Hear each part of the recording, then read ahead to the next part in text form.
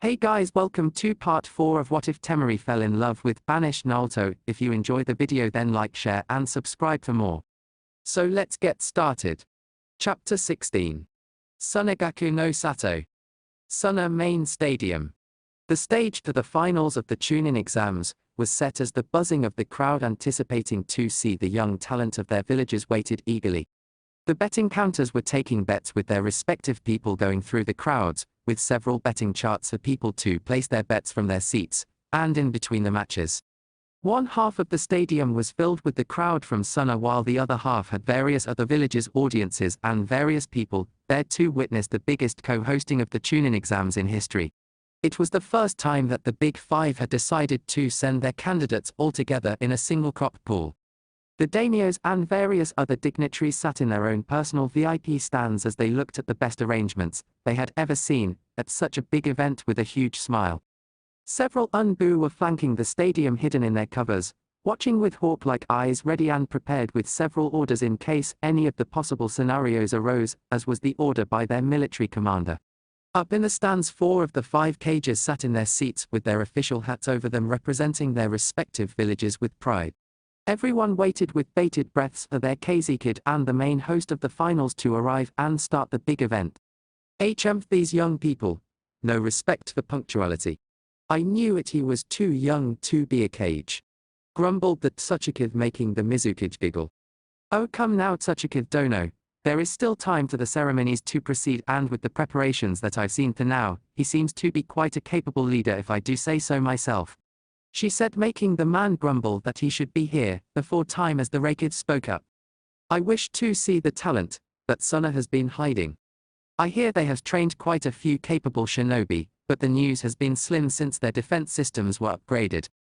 He said, and Tsunade smirked under her hat, waiting with her breath held for the one person she was waiting to get a glance of for the first time in 3 years. She knew she might even cry if she saw him in front of all these coots, but she couldn't care less as she tuned their voices out and kept looking around to the face with 3 whiskers and sun-kissed blonde hair that was completely missing, which annoyed her to no end. So Hokid Dono, aren't you curious too? Asked my aunt. Tsunade looked at her surprised as she hadn't heard her really well. Her Mizukid Dono, you say something? She asked, innocently, making a behind her to chuckle lightly when a dark aura surrounded her as she turned her glance to the man who gulped. Shut up, or I'll kill you. She said sweetly, making him sweat and shiver, and the Tsunade to sweat drop while she turned her gaze back to the stands to find the familiar mop of blonde hair. Meanwhile in the stands for the Thounins. Temari stood in the stands in an elegant white kimono with blue desert lilies at the bottom near her thighs and her shinobi equipment strapped on. She had her large battle fan in a seal in her wrist, courtesy of Barker blonde husband, that she didn't have to carry it around everywhere on her back. She had 2 small fans in her sleeves, always at the ready for any kinds of problems. She had chosen this particular color for her clothes to match it with her husband's perfectly, and had her hair in a usual loose bun that Naruto had grown quite fond of in the past few days, seeing her do it like that, and she didn't have the heart to refuse him anything. She leaned on the railings with a soft sigh, wondering where he was or what surprise really he had to her. From his grin she knew it was most likely going to be big, but she wanted him with her by her side and his arm around her waist like he always did. Speaking of problems. Hey, they're beautiful. She heard the flirtatious and annoying voice of that thrice-damned Uchiha, and didn't even bother to scowl in his direction, let alone give him any indication she had heard him, which annoyed him to no end, but he forced it down. That is the fire he loved in her so much anyways. Come on, why the long face? I'm here now, aren't I? He said sweetly, coming beside her and tried to wrap an arm around her waist when Temari's eyes glanced at him dangerously. He saw it and shivered at her icy look, but decided to go ahead anyways when he felt 2 slices on his palms drawing blood and yelped, shaking off the blood, and looked at her shocked. Keep your hands to yourself, Uchiha. No one touches me beside my husband. You understand that?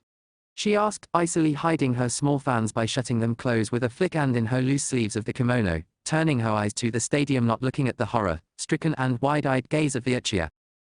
Husband. He stuttered out in a rare instant while she sighed tiredly. He was just too damn annoying, and she had half a heart to stuff her battle fan in his mouth just to shut him up. Yes, husband. I was married to my fiancé a couple of weeks ago. Now shut up and keep your eyes on the stadium instead of me, she said in an irritated tone while he stood stunned at her words, and a moment later he grit his teeth and activated his Sharingan. Where is this husband of yours? He asked angrily, and she looked at him with a raised eyebrow at his tone and his bloodline that he had activated. He'll be here. Why, what do you want with him? She asked coldly, and he smirked. Oh, I'll show you how much of a mistake you made marrying that useless Sand Shinobi instead of an Uchiha, an elite. Then you'll see a princess like you belongs with me as the Uchiha matriarch. Don't worry, I'll forgive you for your mistake easily and let you make it up to me, he said sweetly, and she stared at him blankly, as if he was stupid.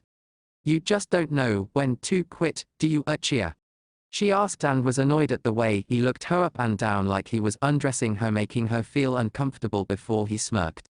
Not when the prize is so good, he said smoothly, and she sighed. So you wish to fight him?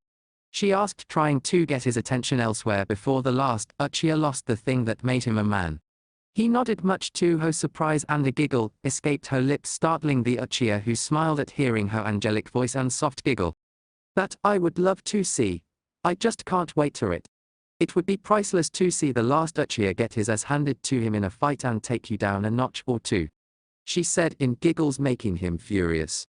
She wanted to tell him who he really was, but poking him like this was just too much damn fun. You think he can beat me, the last true heir of the Sharingan? He asked furiously, and she laughed harder, much to his annoyance. Of course he can. Maybe your brother might be a good challenge for him, but you. She trailed off in giggles as her stomach hurt from imagining a blue and black Uchiha with Naruto standing in front of him with just a little hard breath. Oh, she couldn't stop her giggles. Meanwhile, Sasuke hadn't been this humiliated in his life. He saw how she found it hilarious and even had the nerve to say he was nothing compared to his brother. Just as he was about to say something, the rest of the contingent from Konoha came, and Temari greeted them with a forced smile like the rest of them, and Sasuke went silent in the back, standing beside her by the railing. He glanced at her small smile and the way a lock of hair was coming near her eye, and her perfect hourglass figure that he noted in with his Sharingan. She was perfect to him, born to be his wife. He would show that no-name loser who he had managed to tick off, he mused furiously. He wanted her strong attitude, those looks, the possibility of strong Kekkenkai in his future children, and her royal blood. Yes, he would as her, even if he had to beat that husband of hers to the ground, he mused generously. Every Leaf Shinobi there saw his unusually large scowl and the little bits of killing intent he was releasing with the small glances he sent to the way of the Suna princess. Sakura looked down in sadness and shame seeing those glances. Kakashi and Freya stood beside her, noting how she didn't even spare them a glance, and Freya coughed to get her attention and got a small glance showing he had it and smile. Temari, I must say that the preparations were done really well, he said, trying to start a conversation, and all he got was a small nod with a smile, making him sigh. Kakashi decided to make some headway as they were told to get to talk to her and make her know how nice Konoha could be for her. So Temari, how is life in Suna? He asked, and I smiled when he saw her head turn to him completely with a raised eyebrow. She clearly wasn't expecting that question and mulled over it for a minute. Suna, she thought as the desert and sand came to her mind, her early not-so-good childhood. But then the thought of her blonde Barker came to her mind, and how he had turned her world upside down. From changing her brother completely to the point of capturing her heart, she just couldn't get enough of him. A pretty pink blush spread across her cheeks as she thought of how he would hold her and she would snuggle for his warmth with a giggle. She still felt afraid since the incident last day, and didn't understand if he had really forgiven her or just said it like that and was still holding it in him. But the last kiss he gave her, when they were leaving, came to her mind, returning her blush and smile, making her look at the cave box, where Gaara had just made an entry with a fond smile. I love it, wouldn't exchange it for anything in the world, she said in a happy tone, making Freya and Kakashi glance at each other, and sigh as they too turned their gazes to the now completely filled cave box. Up in the cave box, Gaara entered the personal space to host the 5 cave with Biki and Kankuro along his back as his personal bodyguards. Every cave turned silent, and turned their eyes towards the KZ kid who was hosting the year's exams. Tsunade was the first to break the uneasy silence. Greetings KZ Kid Dono, you are just on time. She said with a smile while Onoki grunted begrudgingly agreeing with her.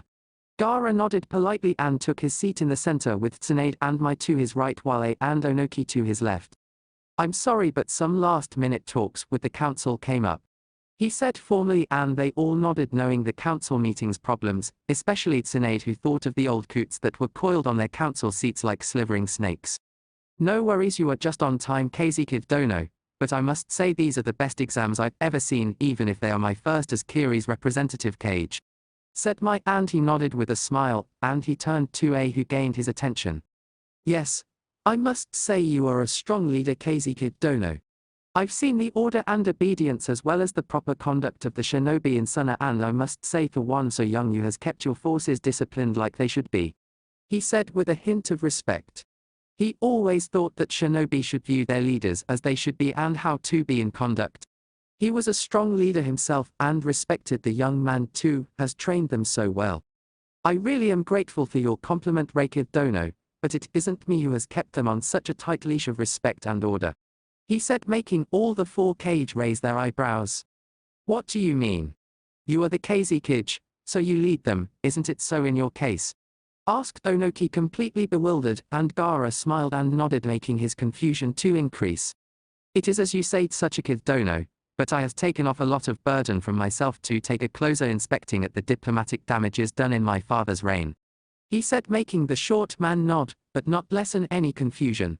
Mai was happy that Suna was trying to accept its past mistakes, she would do it too, if necessary and try and forth a new way towards an alliance, she mused trying to think of a way to strengthen her weakened village. I do not understand KZ Kid Dono, what do you mean taken off a lot of burden? Asked A. He always liked things to be straightforward and simple and was getting confused at his cryptic words. I has handed over the control over my shinobi forces including my Unbu Corps to a new military commander appointed by me and the complete favor of the council. He still reports to me and has to gain approval of the council but most of the military affairs are handled by him personally shedding off my burdens tremendously. He said making them all go wide-eyed and Onoki too almost faint. So much control even if you watch over him, was it really wise? Asked Onoki and Gaara smiled and nodded. I trust him, the council trusts him and most of all he has the respect of my forces down to the last man. They would follow him into war if he says so and his loyalty to the village is unquestionable. He said shocking them further and Tsunade found her voice overcoming her shock. That is some trust and loyalty to has such favor KZ Kid Dono, he must has done something quite impressive too, has such trust from you. She asked thinking how she couldn't imagine a single person in her village, who had the backbone and trust that she could do the same for. The others thinking along the same lines and Gaara nodded looking over the half of Suna-filled stands with a smile. Yes, over the past 3 years he has become a vital part of the village and going through the ranks like they were mere steps of stairs. I has offered him my hat many times, but he doesn't like the paperwork. He said getting chuckles from all four when Mai caught on to his words. Gaara was happy that all of them were talking like this, and didn't mind giving out such trivial information if it helped, solidified their trusts and a chance to at least be neutral, if not allied with them. Gaara Dono, you said just over the past 3 years was he not a part of your village before then? She asked curiously and much to their disbelief he shook his head gaining stupefied looks from all of them. No, Temari found him almost on the verge of dying in a small village in our lands when she was on a small mission. She brought him here, and I offered him a position in my ranks. He accepted and after rigorous training and after many actions that strengthened the village and united them he gained respect from everyone to the point he is at today. He said with pride gaining nods, as well as a whole new level of curiosity from them. I though was interested in only one thing. He must be quite strong then. He asked curiously and Gaara nodded seeing Kankuro rub his butt muttering about temperamental insane blondes and he stifled a chuckle remembering the day he and Kankuro ran through the village wreaking havoc. He is the best Suna has to offer and I has no shame to say that in a straight fight I myself am no match for him. His skills are way above my own. As long as he is here, I know my village is safe. He said gaining dropped jaws from the four. 2 has such respect and strength above a Venturakai and an acting cave was something else. I knew the strength of Jinchurikai held and knew how he had complete control just like his brother, so he must be quite the man. Tsunade though was a different story. Her face had become completely emotionless and behind her mask her mind ran a mile a second. 3 years ago Temari found him. Gaara trusts him. He changed so much. She was starting to has a guess of who he was and turned her eyes to Gaara, who saw her look and knew she was close to figuring it out. He just sent a small smirk and a curt nod in her direction, making her eyes widen in shock and her mind to go blank. Where is he? Kazekid Dono. I would like to meet this man you speak so highly of. He asked, making Gaara smile widely, gaining curious looks from the three except Tsunade, whose mind had locked in on itself. You will see him in a few minutes. After all, has appointed him as the proctor of the finals, he said, gaining nods from all of them, and Tsunade had her eyes glued to the entrance to the field to catch the first glance of her blonde Gaki before anyone else. He must be so big now, she mused and wanted to cry, but kept her stoic mask up, perfectly waiting for the time she could get him alone and crush him to death in her hug. Gaara stood up, seeing the time and the whole stadium's expectant looks towards the cave box, and channeled chakra to his throat to make his voice boom in the stadium. People of Sunagaku and our esteemed guests from various other nations. He started gaining the attention of everyone. A lot of buzzing and excited murmurs to break out of the crowd. All the rest of the cages were happy at seeing their people in the other half of the stands, so happy and excited, even though being in a different village. This year is the first time in the history of the hidden villages that the Great Five has come together with a team in the same exams, and will show the world the prowess each of our villages hold. So please give a round of applause to show your support to your prospective genins. He said, pointing to the nervous genins, and gained claps from all around and cheers that their villages were the best, making him smile. So as the Godame Kazekid of Sunagaku no Sato Igara no Sabaku declare the finals of the Chunin exams to begin. He said, gaining hoots and cheers from all the stadium, and held his hand up. Everyone stopped and lowered their cheers a bit, seeing his image holding a hand up on the big spectator's screen, and watched him curiously as to what was remaining. He smiled in amusement and spoke up. Well, before the cheers again, we cannot have the finals without a proctor, now can we? He asked, and gained laughs from all over the stadium, including the cages that they had cut him off before he could call the proctor, and he smiled and spoke up. So for this year's finals, I call upon Naruto Uzumaki Namikaze, our very own military commander and my dear friend, as the proctor for the finals of this year's Chunin exams. He said, and was amused, as the whole stadium turned deathly silent. He saw the wide-eyed looks from the half-holding the audience from the guest villages, and the dropped jaws of most of the elder Jounins in the Thounin stands. He turned around to Sibaki and Kankuro holding back their laughs on the back, and saw my Onoki and eyes mouths opening and closing, but no words were coming out. He saw Tsunade's still blank face and her intent narrow eyes to the closed gates of the field, making him smile as he took his seat. Mai was the first of them to break out of her stupor and stuttered out. Did you they just say Namikaze? She asked in disbelief and looked at the owlish eyes of A and Onoki, and much to their horrors nodded with a smile. The gates to the field opened and in walked, much to their horrors, almost a perfect replica of the Yondem Hokage, only with a blue cloak donned instead of his red, and those 3 whiskers on each of his cheeks. Naruto walked calmly out into the stadium towards the middle, waving a hand through his unruly hair, making the hearts of most of the women in the stadium swoon over those cerulean warm eyes. It can't be, whispered the Tsuchikage, seeing the perfect reincarnation of Minato Namikaze standing in the middle of the eerily quiet stadium. The bodyguards behind him were moving their mouths with no words coming out when the crowds from Suna erupted in cheers. Namikaze-sama. It's him. He's so hot. I wish I had him to myself. He's so cool. And he's the proctor. Man, I wish I was a genin this year. Naruto-sama. Leave Temari Heim and marry me. Naruto Namikaze.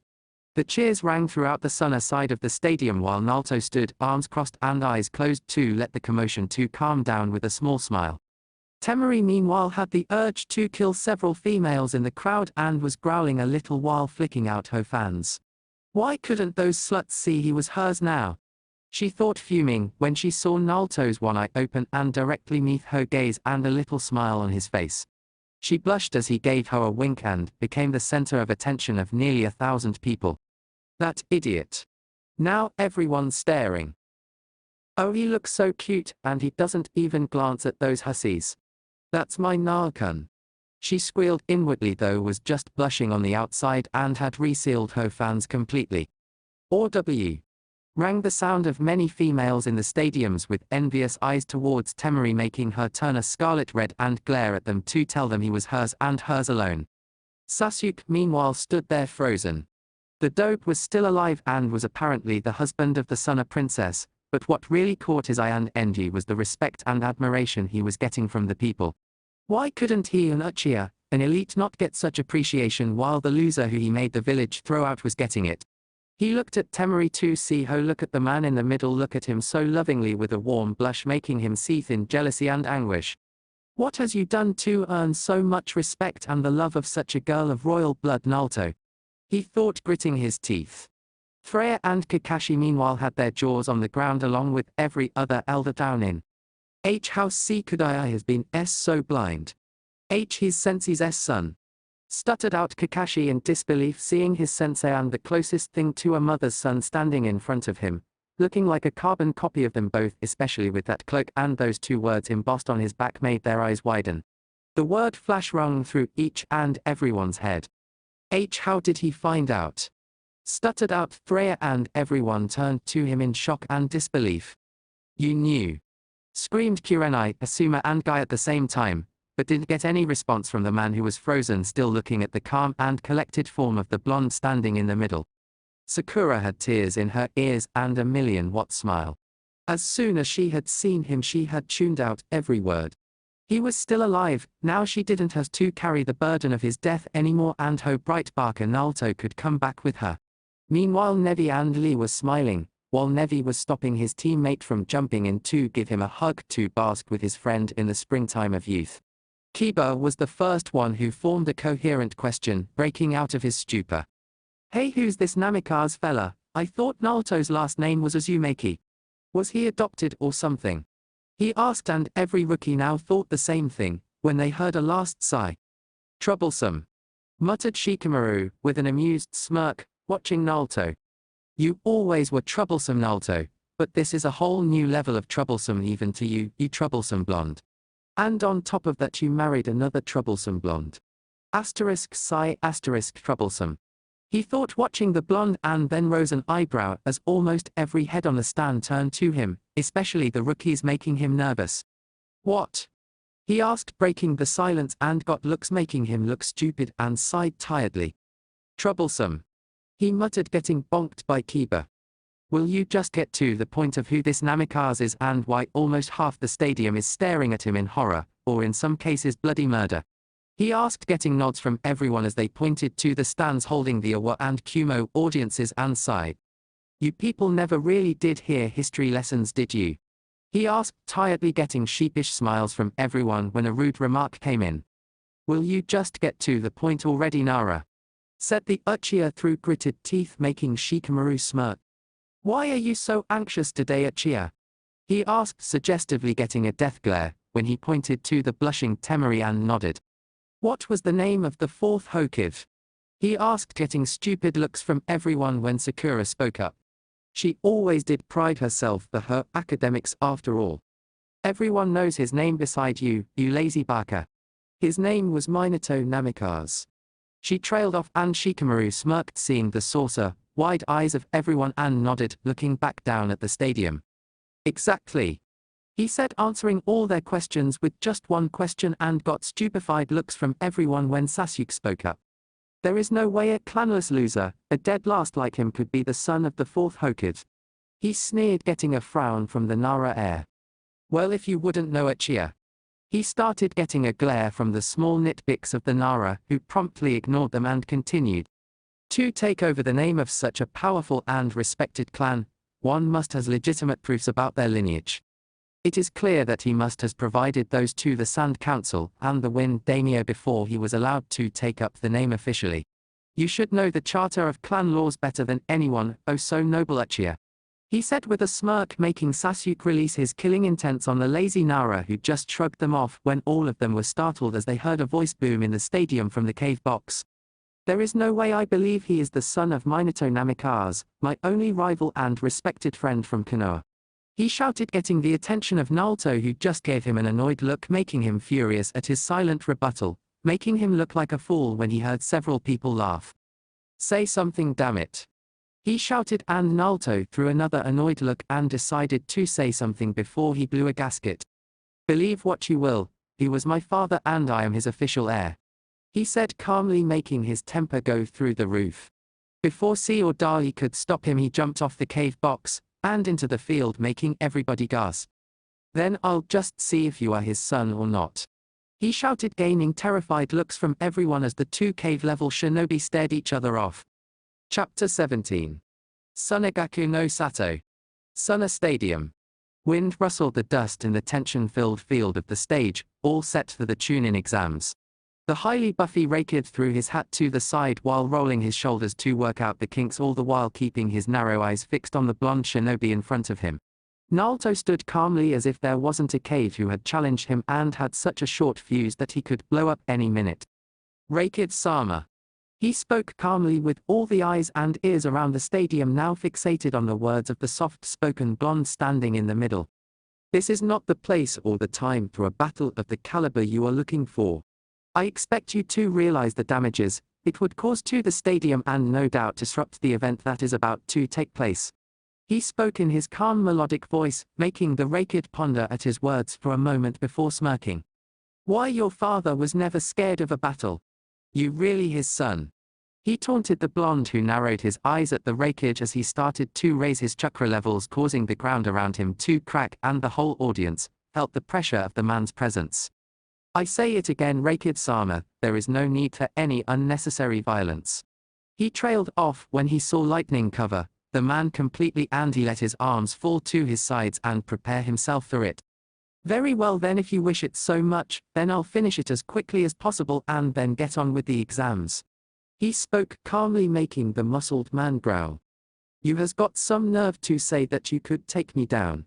But I appreciate a man who isn't afraid of his own death standing in front of him."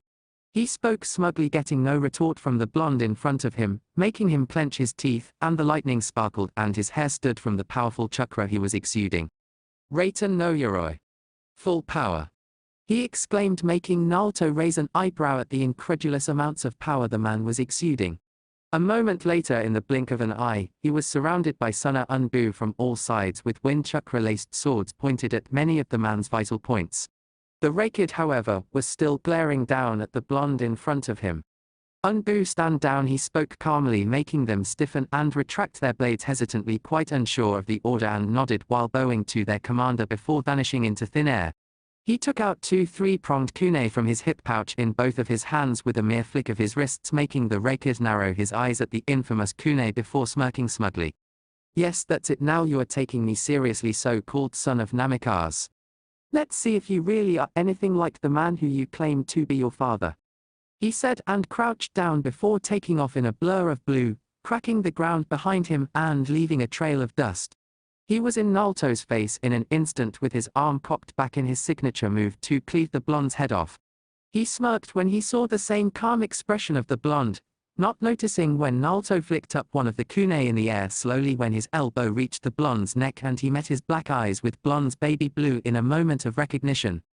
"Lariat," he exclaimed, making a crater where he landed, and the whole audience was shell-shocked at the turn of events.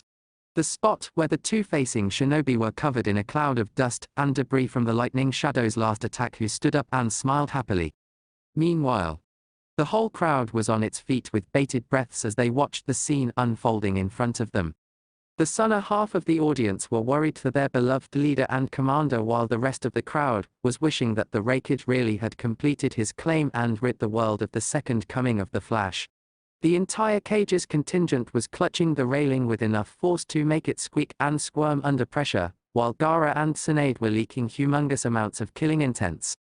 The Thounin box, however, was a different matter altogether. Kakashi had already had his forehead protector raised as soon as the Raikid had jumped in, and was surprised, along with most of them, when they heard a small voice. "Eep!" squeaked out Temari, with her hand covering her lips while a scarlet blush donned her cheeks. Many of them were quite confused, including the two Sharingan wielders, since they hadn't caught any sight of what had happened in the field, or why Temari was squeaking like a shy princess. What's the matter, Temari Haim? Asked Kakashi in a completely confused look. Got no reply from the girl, who was just running her fingers softly over her lips with a little fond smile with her ever-present blush. That Barker, she thought fondly, bringing her other hand over her chest, and her loving gaze watched the dust cloud settle, and the silhouettes of the two figures came into everyone's eyes, making them turn completely owlish. What had really happened was that Naruto had flashed to the beacon in her ring in an instant, and had given her a small peck before flashing back into the arena. In the field, the dust cloud settled and the Raikage straightened up, when he felt the cold steel of a three-pronged kunai touch his jugular and hummed with the heavy amounts of wind chakra flowing through it, causing a trickle of blood to leak out of the man's neck. He smiled as the lightning coursed all around him and glanced back to see the lone blue eye visible to him glaring at him icily like the ones he remembered in the Third Great Shinobi War. It's over. Naruto spoke calmly, making the whole stadium erupt into chaos from the Suna contingent's side. Is it? Asked the Raikage smugly, making those icy eyes narrow at the man who dispersed in a bolt of lightning, making the blonde get zapped and stunned by the large amounts of electricity that it electrocuted him with. Now it's over. He roared, turning around and launching a fist charged with his chakra into the blonde's chest with a smirk.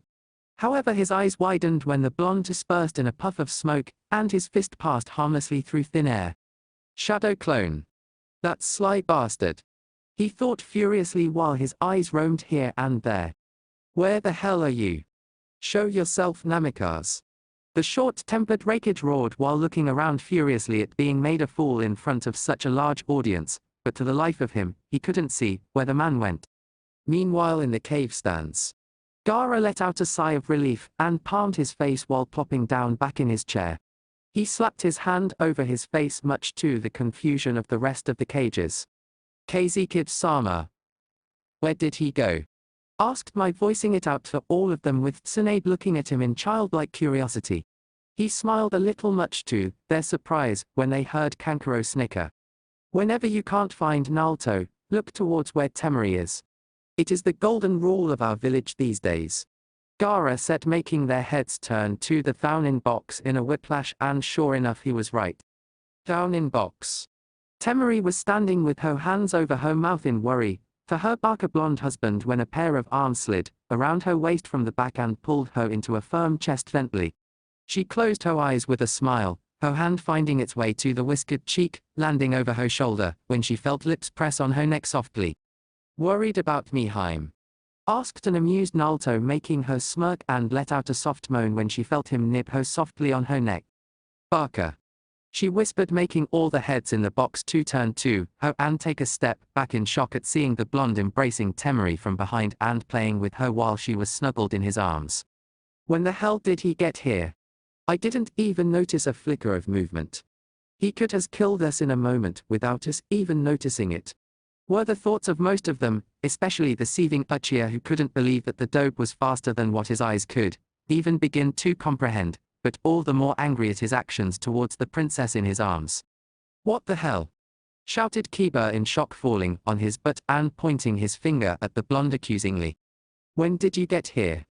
He asked loudly, making all eyes turn to Naruto, who ignored them completely and continued on pleasuring his Haim, much to the annoyance of most of the crowd, who were looking on in envy, especially a certain Uchiha. The Raikage, however, heard the Inuzuka's exclamation, and looked at the cave box angrily and immediately threw a tantrum at being ignored so easily. Come down here this instant. He roared, making Naruto glance up and kissed her full line, while making eye contact with furious cave and closed them as she tilted her head to the side, and let out another soft moan, making most of the males in the audience blush heavily at the public display of affection. The Suna audience was used to this already, but it still didn't make them any less flustered. The Raikage saw red when the blonde ignored him again, and powered up his Reiten no Yoroi yet again, and charged at the Thounin box when, much to his annoyance, Naruto again disappeared in a yellow flash and appeared in the middle of the field near a kunai, with Temari being carried in his arms bridal style. But it was his eyes that were now glaring at the man intimidatingly, who jumped back in the field. Naruto put Temari down, who stepped by his side, when he pulled her behind him in a protective manner and glared at the Raikage in front of him. You could have hurt my wife, Raikage. he said threateningly, surprising everyone in the edge that his voice now held and how furious he sounded, and the drop of any suffix, adorning his respect to the man which had fallen quite a few pegs in a few moments. Then you shouldn't has gone and hid behind her back, Namikaze. Now come on and fight me seriously, he shouted, making Naruto purse his lips and unpluck the bindings of his cloak. He pulled it off to reveal his blue-cut sleeves, shirt showing his lean muscles and toned body as he turned around and put the cloak in Temari's arms, who was looking at him worriedly. He smiled a little smile and cupped her cheek, giving her a gently peck, and leaned his forehead against hers to look into her worried teal eyes lovingly. Go and stand aside, Haim. This will be over in no more than 5 minutes, he whispered, making her even more worried, but he silenced her by putting his fingers on her lips. Trust me, all right, I'll be fine, he reassured her, and she knew he was right, but it didn't make her any less concerned to her reckless husband. She threw her arms around his neck and hugged him tightly for one last reassurance while he rubbed her back softly to calm her down. Be careful, I still want you all to myself tomorrow like you promised me, she whispered, making him smile and nod.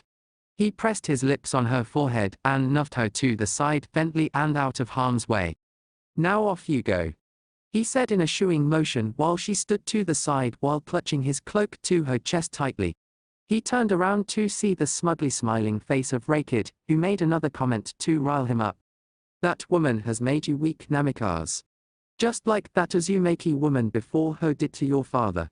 A shinobi must not have such ties or distractions to anyone, he taunted the blonde, who cracked his neck and glared at the man.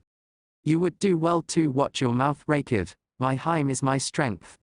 I would level half the elemental nations if someone touched so much as a hair on her head in a moment's notice, he said without a hint of hesitation, making another chorus of OWS to round the stadium by the female population while Temari's cheeks turned pink and she looked down to hide her embarrassed smile from everyone and suddenly found the cloak in her arms much more interesting. The Rakid chuckled and nodded with a smile. You are a spitting image of your father in both looks and character. Those were the same words he told me when I threatened him about your mother. His legacy lives on, too bad the allegiances have changed now, he said in chuckles while Naruto took out 2 kunai and held them in his classic reverse grip while falling into his father's hummingbird taijutsu-style stance, getting a wide-eyed look from most of the Konoha downins. What's with that look, Kakashi? Asked Kurenai, who still didn't get why they were so worked up over his stance when Guy answered, seeing his eternal rival was in a state of shock. That is the personal style used by our very own and most youthful Yondem Hokage Kurenai. It is said to be one of the most dangerous styles in Konoha, rivaling the Vental Fist and Goken due to the speed it requires the user to have. I never imagined I would see it once more in combat after 16 years. He said in nostalgia, when he remembered seeing the Yondem in action during his youth, and the impact the man had on the battlefield with his presence alone. And the blonde in front of him at the moment had almost the same aura that he had last seen 16 years ago. Sensei, Kakashi whispered in nostalgia at seeing the blonde standing there in the infamous taijutsu stance, making Guy smile and shake his head sadly. It was too late to regrets now. His youthful student had now joined up and swore his allegiance to another village, which from the looks of admiration in the audience loved him more than Konoha could ever hope to. Naruto held his left hand in a half-ram seal, making the Rakid raise an eyebrow when markings appeared all over Naruto's body and vanished in an instant with a huge gust of air. What were those markings? Asked Sakura, and this time Freya found his voice. Those were resistance seals, he whispered in amazement, making her even more confused. They were created by the Uzumaki clan originally, but were modified heavily by the fourth to condition his body for the extreme speeds he was aiming for. They require the best of knowledge in sealing. Even I myself am not capable of creating seals of the caliber he is using at the moment, he whispered in a trance, making Sakura nod and smile fondly while looking at the blonde. A blush rose to her cheeks as she saw the Vental smile and his peaceful calm expression, even while he was facing down the strongest of the shinobi in the land of lightning. What now, you're going to blow me away with some small gusts of winds? Taunted the Rakid himself, charging up his Raiten armor, but saw it didn't even have the slightest effect on Naruto and frowned. Alright then, let's go, he roared and disappeared in a bolt of lightning. He appeared right behind the blonde and swung his leg to cleave his head and was shocked when the blonde just crouched and swiped his leg in a horizontal arc which he jumped upon with a smirk. The boy is good, he thought, and raised his leg up high and brought it down with a battle cry. Ratan hammer. He roared as his heel made contact with plain ground, instead of the blonde who just jumped back and held his hands in a cross guard as the Rakid bolted out of the dust cloud to take advantage of his blindness with a fist, but was blocked easily. Naruto slid backwards and dug his kunai in the ground to halt his movement, while looking up with his hair flowing in the wind with a small smile. This was fun. The Rakid himself was having the same thoughts as he hadn't had anyone in years who could match him at the extreme speeds he was going at, and the blonde was still evenly breathing, which showed his speed had been attained through rigorous training and not just a short burst of chakra. I think that is enough warm-up, said the Rakid, and Naruto nodded with a little smile. Indeed. He spoke calmly when a shout was heard throughout the stadium. That was just a warm-up. Their flames of youth burn so brightly, Guy Sensei. The stadium heard with another boom following behind it. Indeed, my youthful student. Naruto-kun's flames burn really brightly. He is in the springtime of his youth.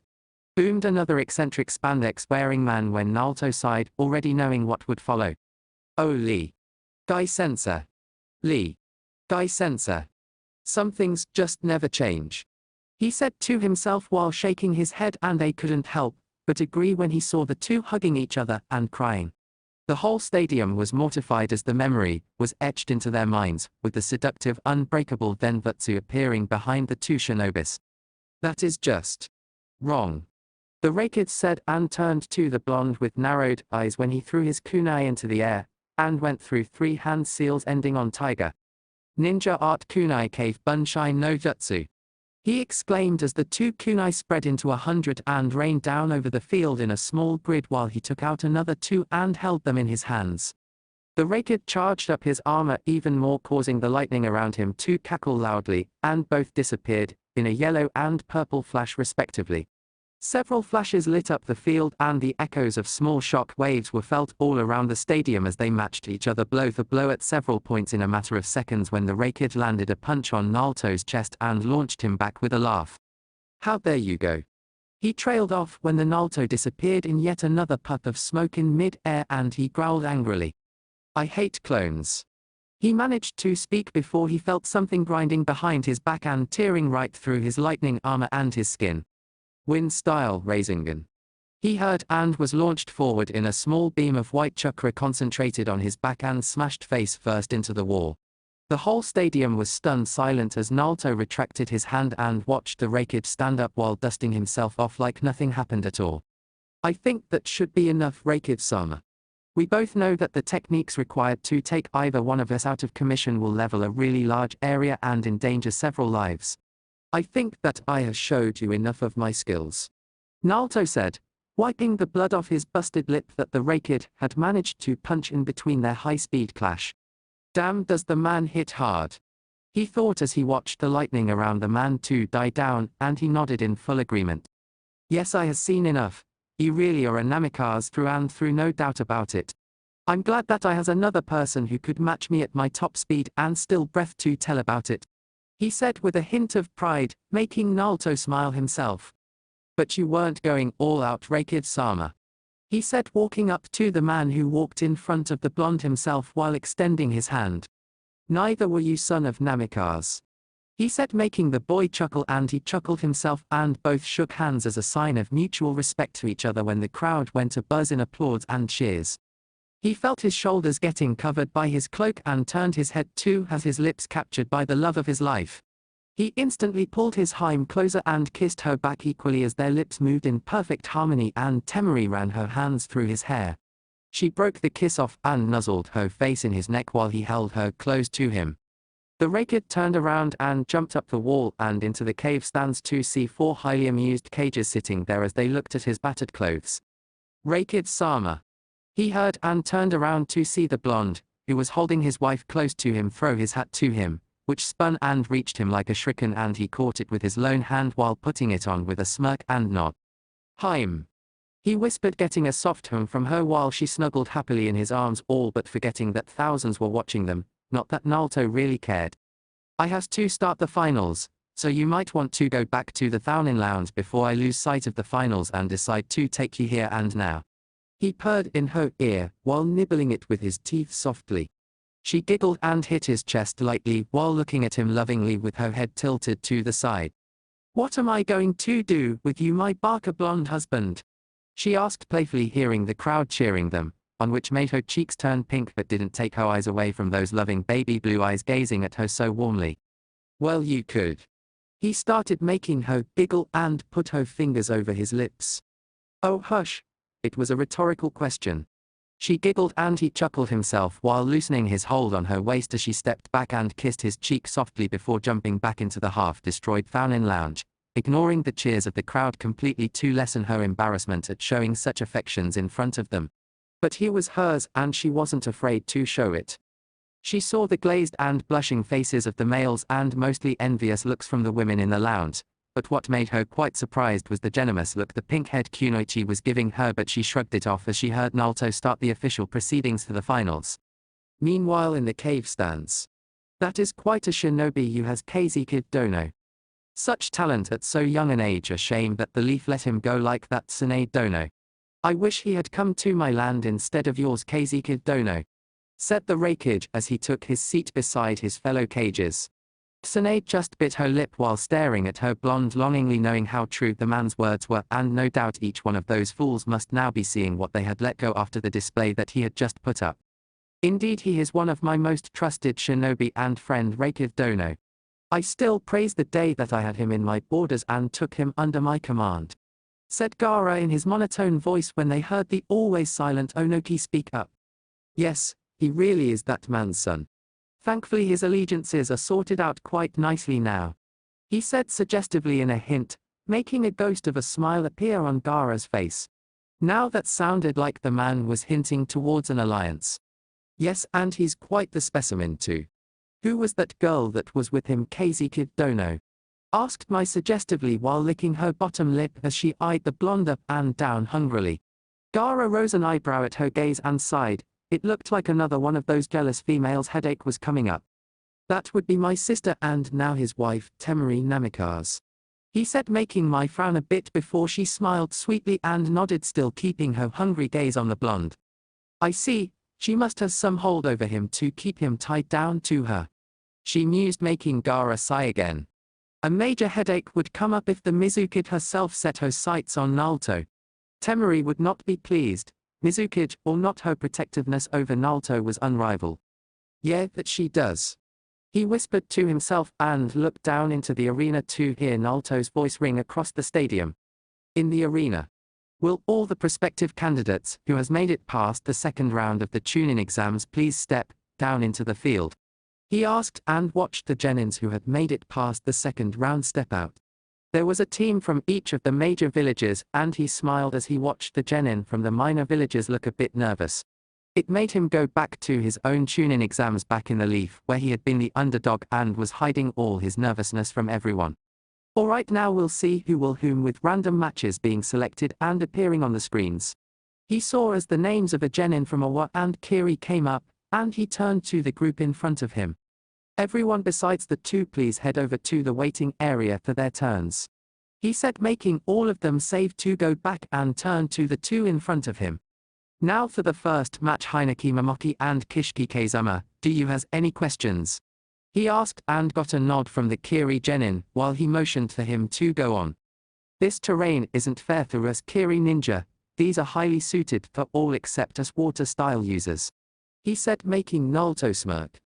"The life of a shinobi isn't fair, kid," he said, making the genin look down, but he continued. "But you are right, this is a stage to show the people your full potential and what you and your village have to offer, so I guess I can consider you are right," he said, making the boy look up with a smile and confused look. "But we are in a desert region, we need water sources for water-style jutsus like back in our land," he trailed off, when he saw the smile on Naruto's face and flushed, when he ruffled his hair like a little child. "Now stand back, kiddo," he said warmly, making the two step back and jumped upwards, much to the surprise of the crowd, and the whole crowd heard a strange swirling noise. Many of the Konoha and Awa shinobi had their second rounds of heart attacks as a huge ball of swirling chakra appeared in the blonde's hand. Udama Rasengan. He shouted and slammed the destructive sphere in the ground, sending a shock wave all throughout the stadium and formed a huge crater in a side of the field.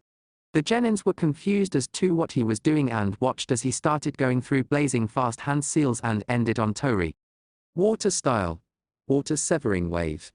He shouted in focus as the moisture all around the stadium swirled around him and formed a wave of water as he faced his palms forward, and caused the tidal wave to go ahead straight into the crater, forming a small lake. The Genins and audience alike had their jaws dropped as they saw the proctor change the terrain to his choice in merely 2 moves and looked back in amusement to see the stunned faces of the two. Now there, the problem has been taken care of, I guess, so no complaints now, I assume. He asked the two, who shook their heads dumbly, and he nodded with a smile. Alright then, I will step in if I see that the fight is hopeless and the Genin is not able to fight back or is in danger to his life, and hold the right to give the win to anyone at any time. Any objections? He asked the two, getting only silence, and nodded. Alright then, Havime. He exclaimed and jumped back while the two started on their match. Meanwhile in the cave stands. Amazing such mastery over the water element. He created such a high-level water jutsu in a desert region with absolutely no water source out of thin air. Spoke Mai in amazement as she appraised the fellow water user, getting nods from A and Onoki while Tsunade was wide-eyed. Wasn't that the special ability of the Nidame Hokage Tsunade Dono? Asked Onoki, getting a nod from the blonde woman who smiled proudly. Yes, Ovi-sama was one of the only ones in his generation to have such control over the water element to negate almost all its weaknesses and make it his ultimate weapon in battle. Most think it was a bloodline of sorts, but that isn't true. She said, making all of them raise their eyebrows at the blonde Senvu. They themselves had assumed the same thing. What do you mean, Tsunade Dono? Asked Onoki, as there were not a lot of things that he didn't know with his age and experience, but this news intrigued him. You see, the Senjus and Azumakis were cousin clans, with the Azumaki clan being primarily very powerful water ninjutsu users. Their skills in sealing always overshadowed their talents for water ninjutsu and kenjutsu. My Oba-san Maito Azumaki was the one who trained Tobarama Ovi-san personally during his younger days in many skills, including helping him to perfect the mastery over water style to such a degree. She explained, making them all quite surprised. So the boy is of a real royal heritage then, to be a part of the main branch of the Azumaki head family and the last of the Namikaze clan. Gaara Dono certainly struck gold with this one, said A in slight jealousy, making Gaara smile and nod. Tsunade just smiled sadly as she wanted to cry over what she had lost, but she would be damned if she didn't retrieve herself and her relationship with Hogoki no matter what it took. She though confidently and kept her eyes on the blonde, whose eyes were watching the clash between the Genins like a hawk. In the Faunin lounge, Sasuke had his knuckles clenched in anger after he saw the blonde show his skills in front of the world like they were nothing. The jealousy in his hair reached new bounds as he started going through that those weren't even half the skills he knew. He had been holding back the whole time. So what had he been doing over the past years in the village? The dope had everything: a loving village, an excellent and beautiful as well as a proud kunoichi as his wife, who was of royal status and high stature within her village. He was apparently the military commander of the sand, and he had seen the way he had ordered the Unbu around like they were nothing and the admiration all the shinobi held to him. Why couldn't he has that? It was simple, the village was holding him back. He hadn't been able to learn anything extraordinary like the dope of his team had. After getting rid of him, he had assumed that the only competition in the village for his attention and training was now gone and he could reach new heights. But he was wrong to stay in the village for all those years. He needed the KS wielding to exact his revenge and has a girl like Temari to rebuild his clan. Temari. He glanced at the kunoichi, who was looking so lovingly at the blonde, and couldn't help but admire the glow she had on her face today. He wanted her more than anything, then why couldn't he get it? He was an Uchiha. He would get everything he wanted like always, he thought angrily and clenched his jaw and knuckles tightly. Chapter 18. Sunegaku no Sato. Suna Stadium. The finals of the 36th annual Chunin exams had finally come to a halt and all was now silent in the seemingly joyful and excited crowd that once resided in the stadiums. Almost all the civilians and dignitaries had left, with just some of them making their way out under the strict guard of the UNBU placed all around the village. The proctor of the exams finally turned his gaze up, his baby blue eyes half shadowed by his flailing hair coming onto his hair while his cloak now sat atop, slung onto his shoulder to show his completely ripped and lean muscles through his cut-sleeves shirt. Baby blues met teal greens when he saw Temari jump up onto the railing, still staring intently into his eyes. Neither blinked, seemingly lost in each other's when she opened her arms, leaned forward to fall down freely, her lips adorning a mischievous smile. Only a blur of dust lay awake where the blonde boy once stood, the Duridian blur catching his princess mid-air before falling down gracefully on his feet. His princess scooped up in his arms bridal style, who let out a content sigh and snuggled in his arms. "One of these days you're going to hurt yourself like that, Haim." The blonde scolded her half-heartedly, doing nothing but nuzzling his nose in her own to get a giggle out of her. You'll catch me, I know it," she said with a small yawn, making him sigh and kiss her nose. She crunched up her nose and he laughed. She hated those butterfly kisses near her nose, but he loved that adorable face she made each time. "You sleepy?" he asked her in his tender tone, getting another small yawn and nod from her. She was dead tired. The harsh works of the past week were catching on to her, now that the duties placed upon her were seemingly over. "Naruto." The blonde turned his head around to the cave box, where Gaara was staring at him with his usual stoic green eyes. "Can I has a moment?" he asked him, making him look down at the half-asleep wife of his and then back at him in a confused manner. He didn't want to, but Gaara wouldn't call him unless it must be necessary. But his princess came first. "Give me 5 minutes," he called back before he vanished in a flash.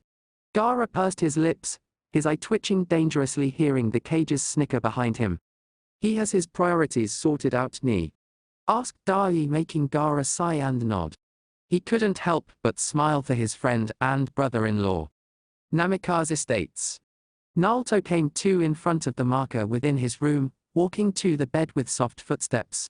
He placed the sleeping girl in his arms on the bed gently, who was now completely out like a light. His hands smoothly took off her sandals, along with the senbon holding her hair in a bun, and kept it aside, so it wouldn't hurt her. Instantly he saw her arms, sleepily searching for something, and he smiled, placing a pillow that she clutched to dear life and nuzzled her face in it. "No," she mumbled, making him stifle his chuckles and kiss her head. His eyes looked at her adoringly. He brushed her head gently and placed a little peck on it. "Not yet, Haim, but I'll be back soon, Kay," he whispered, not getting any answer from the asleep girl. He disappeared in a silent flash, taking one last longing glance at his sleeping wife before going back to some business that needed to be taken care of now. Suna Stadium. Cave box. Kaya. Naruto heard a yelp and sweat dropped at the makeup lad down in on his butt, glaring at him heatedly. "Will you stop doing that? I hate that jutsu," he hissed angrily, making Naruto raise a playful eyebrow.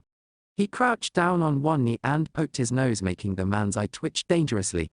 "Kankuro, you're a jounin and has seen my flashes seemingly hundreds of times," he told the man dryly, making him snort, but said nothing. It was true after all. "Whatever, it is still annoying, all damn blondes are annoying," he muttered, making Naruto chuckle and nod at his childish pout. The man would never let anyone else have the last word, no matter how stupid he sounded himself. So he left it at that and looked up at the eyes of all the cages now completely fixated on him. "Yo," he said, and got an immediate bonk on his head courtesy of Gaara. He rubbed his head only to feel a feminine arm drape around his shoulders and a pair of lips press on his head. "It must has hurt you. Let me see," a soft seductive voice said, making him look at the Mizukiv, looking at him innocently, but the hunger in those eyes wasn't lost to him. "I am quite alright, Mizukiv-sama," he said, trying to get her off before she caught his hand in between her breasts. "It's my, call me my," she spoke in her same alluring voice, making him pull his hand back hesitantly. "Of course," he said, and turned his eyes around to look at the rest of them. But his eyes did hang onto a particular mop of blonde hair that was seemingly trying to hide herself behind everyone's shadows. "Ba-chan," he called out, the name slipping off his lips unconsciously. A moment later he was pulled in a bone-crushing hug, his head now laying in between her large breasts. His arms flailed around, seemingly not getting any room to breathe in the airtight hug he was pulled into suddenly. Air. Breathe. He rasped out, making her break her hug and cup his cheeks to look at that whiskered face she had missed so much. His eyes widened in shock at seeing those honey orbs streaming with tears. I'm sorry, Naruto, I'm so sorry. I tried, trust me, I tried. But the seemingly unbreakable fire shadow's resolve crumbled down in front of him in a matter of seconds. Tsunade felt guilt creep all over her, how powerless she was to help the boy she considered her son. She couldn't even look straight at him when he came, but the name he had called her with, that only he could. She had let her instincts take over, even if he hated her for everything, at least she had got a last hug. Her thoughts trailed off when a pair of strong arms wrapped around her shoulders and pulled her in a warm embrace. For the first time in years she felt like she had a family again when he tucked her head under his chin after kissing it softly. Sure. It's all right, I don't blame you for any of it, Bar-chan. I still love you like my mother. He whispered, only audible to her, making her tears double over and clutch his shirt like a lifeline. She looked up a moment later, wiping her eyes off, with a warm smile and a soft sniffle. Her hands cupped his cheeks again in an adoring manner. You've grown so tall, Dicky, she said, making him chuckle, and giggled herself. A moment later her eyes narrowed dangerously, making him gulp, remembering how angry she would get when he did something stupid and always glared at him like this. You got married, she said, poking his chest pointedly with her finger. He gulped and chuckled nervously, rubbing his neck. That tick had still not gone from him, and it made her smile. I'll forgive you for not telling me, only if you give me grandkids soon enough, she said firmly, making him smile. She was still the same old stubborn hag, all right. But his cheeks did turn a bit pink in embarrassment at her words. Of course, I give you my word, he said, and she smiled, clicking off the necklace from her neck and putting it over his head again, patting the jewel for reassurance while looking him straight in the eyes. It still belongs to you, you won it fair and square, remember? She asked him, making him smile in nostalgia at remembering their bet, and nodded. Of course, he said, accepting the gift, making her smile wholeheartedly. All her fears lay forgotten at his small acceptance of her necklace, and she now just had a lot of scolding, doting, and pestering left for later. Come live with me at my house for the rest of the days you're here, Bar-chan, we'll catch up there, he asked her, making her consider his proposal. Oh, what the hell, I'm the Hokage. I can do whatever the hell I want, she said to herself, and nodded, accepting his proposal happily. All repercussions or security arrangements to hell. He turned to the others, getting to the Raikid, who was still looking at him calculatingly, trying to decipher a seemingly large puzzle. He rose an eyebrow when Naruto stretched a hand for him to shake. He stood still with his arms crossed. You have some nerve trying to shake my hand, he threatened him, making all the others stiffen at his proclaim. He saw the blonde standing unflinchingly, as if not even bothered by his words. His eyes narrowed in before letting out a small smirk and shake his hand in a tight, manly shape. He liked men who wouldn't cower under his gaze, and the boy had the same aura as his father years ago. A man who loved his family and crept fears in his enemies' hearts. He saw that Tsuchikage standing there with his ever-present scowl, mirrored by the girl behind him. The large man, though, had a warm smile on his face. Tsuchikage-sama, Naruto said politely in acknowledgement, making the man's eyebrows to furrow in deep thought. Namikaze, he said bitterly, as if the name was poison in itself. Naruto quite understood his venom-laced voice and paid it no heed. Your priorities are sorted out straight, unlike your father. I see, the sand headband looks better on you than the leaf, he commented, watching him closely to gauge a reaction out of him. But all he saw was a small smile, and a nod surprising him. I would agree with you on that, Tsuchikage-sama. I hope we can move on from our past grudges. Scratching old wound would do us no good. Let's look forward to a nice future, he said, extending a hand. Unoki looked at the hand for a few seconds, as if hesitating on what to do, before he begrudgingly accepted and shook it lightly. We'll see. But I tell you youngsters these days no respect for their elders. He said, getting laughs from everyone but the two standing behind Tsunade. Not going to shake a hand with me, Naruto-san? Asked the seductive voice of the woman from before, making him glance to the side. He hadn't even felt this nervous when he fought Sasori head-on. And that man had killed the Sandaime Kazi kid for Kami's sake. Of course.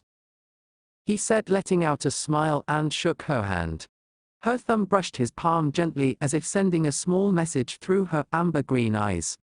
It's nice to meet you, Naruto-san. Quite nice indeed. She whispered out the last part when she pulled her hand back and smiled at him. All the men looked on jealously at Naruto, who seemingly looked a little peeved out at the moment at her odd actions. Naruto. A male voice called out from behind Tsunade. He turned around, his eyes turning cold as soon as he saw the white-haired man who had called him out. Freya. He said, the word in itself, leaving a bitter taste in his mouth. The man winced visibly at his little genom-laced voice and complete drop of respect, unlike the others before him. All the other cages looked intrigued at their conversation, knowing how he was related to the blonde, yet his resenting voice wasn't lost to any of them. The Toad Save wanted to say something more when Naruto cut him off. I suggest we all rest for today, now that we has all been introduced. My wife has made sure that all your arrangements are suited to everyone's needs personally, so I think you all would be pleased. We can talk this out tomorrow at a small dinner, if that is fine with everyone. He asked and got instant nods from the five shadows, all happy with his words and let all the events of the day sink in.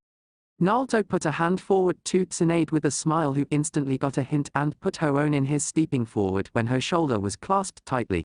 Tsunade, do you think it wise? You are going to, said the Toad Save, when his hand was slapped away roughly. I has already accepted Namikaze-san's proposal, Freya, and it would be quite rude if I broke my word now. She said coldly, making him wince yet again, the sudden new iciness in her voice even harsher than before. But what about the security measures we set up? He tried to make her see reason and avoid her going to his house, but her eyes narrowed in on the man dangerously. Are you saying I would be unsafe in the residence of the man who seemingly looks after the security measures of the whole hidden sand village? That is some accusation to our seemingly allies. She asked him dangerously, and he pulled his hand back, pursing his lips.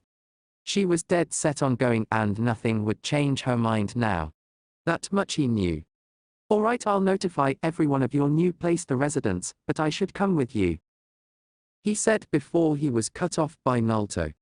I apologize, Freya, but I has no more room in my house other than the one I offered your Hokiv, he said coldly, making the Toad Save look at his one-time apprentice with hurt-filled eyes before begrudgingly vanishing in a smokeless sunshine.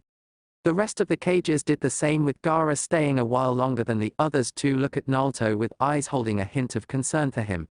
The blonde smiled at his brother and waved his hand dismissively. It's all right, Gaara, no need to worry, I'm with family, he said, making the man nod. Tsunade's heart warmed up at hearing him refer to her as family, and she wanted to crush him to death in her arms but held herself back. Gaara stood silently for a moment before nodding. Very well then, I'll see you tomorrow, he said, and disappeared in a wisp of sand. Naruto did the same and flashed away straight to his home, Namikaze Estates. Naruto flashed in front of the main gate of his house, purposefully to let her get used to it. This is your house? Tsunade asked softly, making him nod. She looked at it affectionately. It was so much better than anything he ever lived at the run-down apartment back in the Leaf. Naruto could see her wallowing in guilt, and took a hold of her hand to pull her in. Tsunade saw the lush gardens in the house, making her quite surprised at the greenery in a seemingly arid region. He even had a small koi fish pond to the side. He walked her in, closing the door behind him. She put her sandals aside and followed him into the living room, where he motioned for her to the large and comfy couch. She sat and looked around in amazement. It was so luxurious. Naruto rummaged through the shelves to look for something for her to drink. I'm sorry, Bar-chan, I would has offered you some fine sake, but my princess drank all our stock out a couple of days ago, in one go at that, He whispered to himself with a smile, making her shake her head. She wasn't in any mood for sake anyways. Naruto, no need for formalities, she said, feeling like a guest herself. But he would has none of it. She watched the new plate of the half, ate out cake with a hungry gaze. It looked so alluring. Naruto chuckled seeing her hunger and she smiled sheepishly like a child caught stealing a cookie bar. Naruto cut a generous slice of the black velvet cake he had baked a couple of nights ago for his princess and Tsunade took it happily, moaning in delight when she put a bite in her mouth. Bakers in Suna are great, I see, she said, pulling out another bite, and he smiled in amusement at her words. I baked it, he said and laughed when she choked and patted her chest. He held out a glass of milk for her that she gulped down to make the choke go away. Well, he must have picked up a few skills along the way since she didn't ever remember him being this good at baking. Though he had always had a fine hand at cooking from what she remembered, so it wasn't surprising. How's Shizune-chan? He asked suddenly, making her look at her plate sadly. She misses you dearly, Naruto. We both did until today, that is, she said, making him sit by her side and put her head on his shoulder in a one-armed hug. I missed you too, you were one of the only ones I missed, he said, rubbing her arm in a soothing manner. How has you been, Naruto? She asked him with all the curiosity of the world, making him fall silent for a moment, pondering on how to answer such a twisted question in a seemingly simple manner. Happier than ever before, Bar-chan, he said, making her smile a happy sad smile. I has a girl that loves me, ho brothers that are brothers in all but blood to me. People her respect me and look at me as one of their own, after years of seeing me around them. The shinobi too respect me, not for my position or my status, but for who I am. It was what I had wanted since I was but a child, acceptance, he said, making her nod shamefully. He had gotten the things he had longed for in a new village. Instead, his homeborn village had scorned and spitted on him day after day. And he looked so happy too. It made her quite happy herself. I'm glad, she said, putting her hand on his lap and squeezing it to reassurance. The cake and the rest of the world all but lay forgotten as they started exchanging their tales of what had been going on with the other in their lives straight through the night. Next morning, Temari walked downstairs, her hair done up in a ponytail after her shower. She was clad in her furry pajamas and Naruto's oversized black t-shirt and currently was quite annoyed right now. Her husband had apparently stayed the night out somewhere after putting her to bed. She was going to has a stern talking to when he came home. Her rant trailed off at seeing the sight in front of her. Naruto and Tsunade were there on the couch, with Naruto's arm still safely around her shoulders, and she had her face tucked on his shoulder. They had fallen asleep midway through their catching-up exercise and currently Temari found it completely adorable. The two looked like a lost mother-son duo meeting after years. Which could be called true in this case as cheesy as it sounded to anyone else. She tiptoed her way towards the kitchen to prepare herself some coffee and didn't have the heart to wake the two up. She was still surprised that Tsunade had come to their house, but she was fine with it after all. She was one of the only ones she found pleasant from the leaf these days. Both Naruto and Tsunade's noses twitched in unison, making it quite comical to see when their eyes flickered open to see 2 mugs of steaming coffee and slices of meat pies lying in front of them. Naruto smiled seeing his princess sitting on the armchair with her own mug on her lips with closed eyes. Tsunade couldn't help but smile when she saw the two look at each other lovingly. She was glad he had found such a lovely girl for himself who had the heart to stand up to the world if it came down to it. They ate in silence, quite comfortable in fact, and Tsunade didn't remember a time in all the past years in the leaf that she had felt so much at home. It made her heart sore that she had finally found him and her fears for his whereabouts now lay down to rest. She now knew most of what had happened after their talks last night, but there was still some things he had to know. Naruto, she said in her serious Hokage voice, making him turn his eyes to her in focus and placed the mug down on the table. The leaf now knows you're alive and all your truths has now been revealed to the world too, she said, and he nodded, not seeing her point. They would want you back, she said firmly, already knowing how those leeches back in the council worked after all these years of them sucking the village dry of its life. She saw disbelief stretched across their faces. Naruto for one didn't has any words at her proclamation. But Temari was as blunt as always. You seriously think after all they've done to my Na, he'll even consider seeing the Leaf's walls let alone return? No offense. She asked her incredulously and Tsunade shook her head, not shocked at all. Instead, already expecting this. None taken. But I know how their minds work. Now that they know you're alive, they would want you for what you now hold, she said, making realization dawn over his face. Temari was still confused. What more could they want from him? Naruto had forgotten to tell her about all that his parents had left to him, seemingly having no monetary problems here in Suna to even think back to it. My parents' fortunes, he said, rubbing his forehead, tiredly seeing her point. What fortunes, Naruto? Temari asked, oblivious to the whole affair. Naruto couldn't help but think how stupid he was to forget a thing like this, but he had never kept money in his mind ever since he was a child anyways. Tsunade decided to clear up her obliviousness. His mother Kushino Uzumaki was the heiress to the Whirlpool village and the Uzumaki clan, she explained, and Temari nodded, already knowing that much. So the entire sealed island of the land of eddies and whirlpools now belongs to Naruto, along with all the fortunes left behind by the Uzumaki clan before its destruction. It all lays sealed in the ruins of Uzushigaku no Sato, untouchable to anyone but of the blood of the royal family of the village whose last descendant is. She trailed off, letting the girl fill in the blanks. Naruto, she whispered, looking at his apologetic face, and looked at him with eyes that promised pain later on for not telling her all this. Tsunade enjoyed seeing his plight, but she was far from finished. And Minato's fortunes too, she said. This time surprise came from Naruto. He wasn't aware of this. What fortunes? He asked obliviously, making her smile and nod, already knowing of this.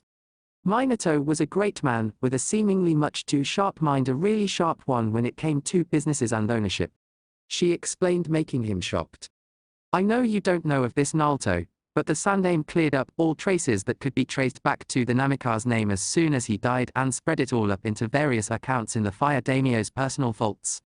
All of them lay sealed there untouched for years and collecting interests and all the rents of the lands he owned in his lifetime and left behind, she explained, remembering finding the Sandaime's will in the Hokage vault with instructions to tell Naruto of this when he was of the age of 18, or became a Jounin, whichever came first, so that he may inherit it when the time came. Naruto's face showed his shock, making Tsunade smile sadly. Satobi-sensei loved you a lot, Naruto. But his age finally caught up to him in his later years. He did all that he could for you, but the council had wormed its way into each of his departments sneakily, and there was only so much he could do all alone, all the while managing the aftershocks of the Kyuubi attack and the crippled forces he had to deal with while maintaining all the secrets around himself. But in the end he did make sure to stash it all away under lock and key, so that no one but its rightful owner can lay a finger on even a single penny apart from its heir, she said, making him smile and nod. He remembered all that the old man had done for him, from forcing the orphanage to take care of him by force and under his own personal eyes before all the hate became too much for him, and he had begged the man to stay alone. How much is it? Temari asked worriedly, to gave the political issues that would ensue now that everything was out and about. Tsunade herself rubbed her forehead of the oncoming migraine. No one knows the exact amounts or what he owned apart from the Sandaime Yondem and the daimyo guarding it all himself. But I do know that the lands holding the main shopping districts in Konoha along with half its resident lands pay their rents for the land's two accounts that led to the fire capital. Tsunade trailed off tiredly, making Temari turn shell-shocked. But that means, she whispered in shock, realizing what he owned now. Yes, Naruto now owned half the resident land in the village, along with its shopping nerve centers. The money that Minato made as a shinobi and a Hokage, along with the rents to the lands and their interests combined, give him enough power to rumble up the fire capital quite a bit and effectively cripple Konoha's entire financial structure should he want to, she said blankly. She had half a mind to tell him to do it and be done with it. But she knew he wouldn't. It would make him no different from those bastards back in the village. Both women's eyes turned to the blonde boy who had fallen, completely silent after hearing the things he had just now heard. But one thing lay on his mind above all else. So I would have to come back to the village to settle this all, I presume? He asked Tsunade, and the genom in his voice wasn't lost to Tsunade, who nodded sadly. Yes, the fire daimyo himself would come to meet the heir to the most powerful family in the village personally. An invitation from him isn't one to be ignored as much as you would think otherwise, Naruto. She answered him, making him nod. He wrapped his arms around his wife, who came straight onto his lap in a hug, seeing him so troubled, and pecked his lips softly. It'll be a light, I'll be with you, Kay. She asked him softly, making him smile and nod with a sigh. No one saw the small puff of smoke behind them in the hallways of his home. In a simple hotel room, Sasuke lay on his bed, seemingly in deep thought at what he had learned. The hatred within his heart touched new heights. He promised himself he would take all that the blonde now held dear away from him by force. Especially his wife, but to that he needed a person who would help him achieve his goals and give him the needed power to take out the two people he wanted to remove in his life. His hands brushed the nape of his neck and he let out a bloodthirsty smirk. Soon Naruto has Temari and all that you hold here in my palms, and I will has achieved truly what I have desired for all these years. He whispered to seemingly nobody in his room. Chapter 19. Sunegaku no Sato. Namikaze households. The pale fingers of dawn peered in from the window, bathing the entire room in its illuminating radiance. There was no ringing of alarm this morning, nor had there been any need of one. Both the house's residents had prior engagements to tend to, ones that had been made weeks beforehand for that matter. Feeling the soft brush of lips on his neck, Naruto smiled, lightly stroking his slumbering wife's lovely hair. Last night was amazing. Looking down, surprised to see her awake so early, loving as your eyes stared into sleepy teals for a moment too long, taking his time to appreciate the beauty he had been adrift from for the past few weeks. Naruto flicked a lock of hair, tickling her eyelash. It was, wasn't it? He murmured softly. Temari said nothing in reply, opting to smile dreamily and snuggle her face on his chest instead. She was already quite aware that the two of them had a rather lively bedroom life, but the events of last night had shattered the boundaries of its realms quite literally. How many times was it? 6, right? Her voice was low. She seemed almost shy to ask it out loud. Smiling, Naruto placed a loving peck on top of her head. 7. Her finger traced his chest line before rotating in concentric circles, teeth gnawing away nervously at her lip. Do you think you know? She blushed, unable to say or even look at him anymore from sheer embarrassment. Words didn't need to be spoken for Naruto to catch her drift. He smiled. I think so, yes. But we'll keep trying just to be sure. He whispered knavishly. She giggled, bonking his chest playfully when she realized just what it was he was insinuating. Pervert. She mumbled. Naruto rose an amused eyebrow, hearing her soft mumble, I am serious, you know. His palm cupped her cheek, making her face up to him for a deep kiss. She broke it off before things got heated up, frowning with a gasp, I'm still sore. She pouted. He flipped her over, earning a squeal of delight from his princess before his head mysteriously vanished into the blanket. I can help you with that, he said. Her face ranged from being confused to one of horrified realization a second too late. He had already found his spot by then. She moaned loudly. Throwing her face aside, cheeks flushed, Temari grabbed the sheets tightly within her fists as her resolve to keep him off of her kept crumbling into oblivion. Her arms reached into her blanket, cradling his head between her legs. More. Needless to say, breakfast was not served to the couple that morning. Tsunade walked up to the door after hearing a knock. It honestly felt quite weird to receive a guest to a place she was staying as a guest herself.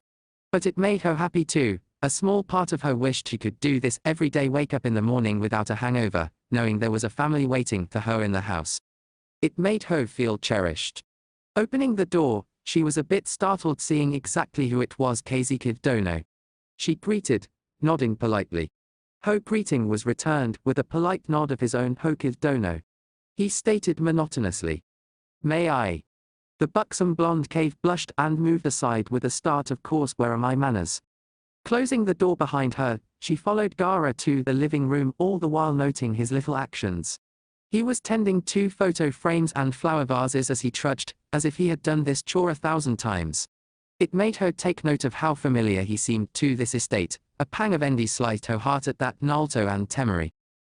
She drawled, wondering just how it was she would make him excuse the couple for not being present to receive them. Her cheeks flamed a dark tint of pink, remembering quite vividly the moans that had reverberated in her room a floor down from the master bedroom, and what reason there must have been for such voices. I know. Oh.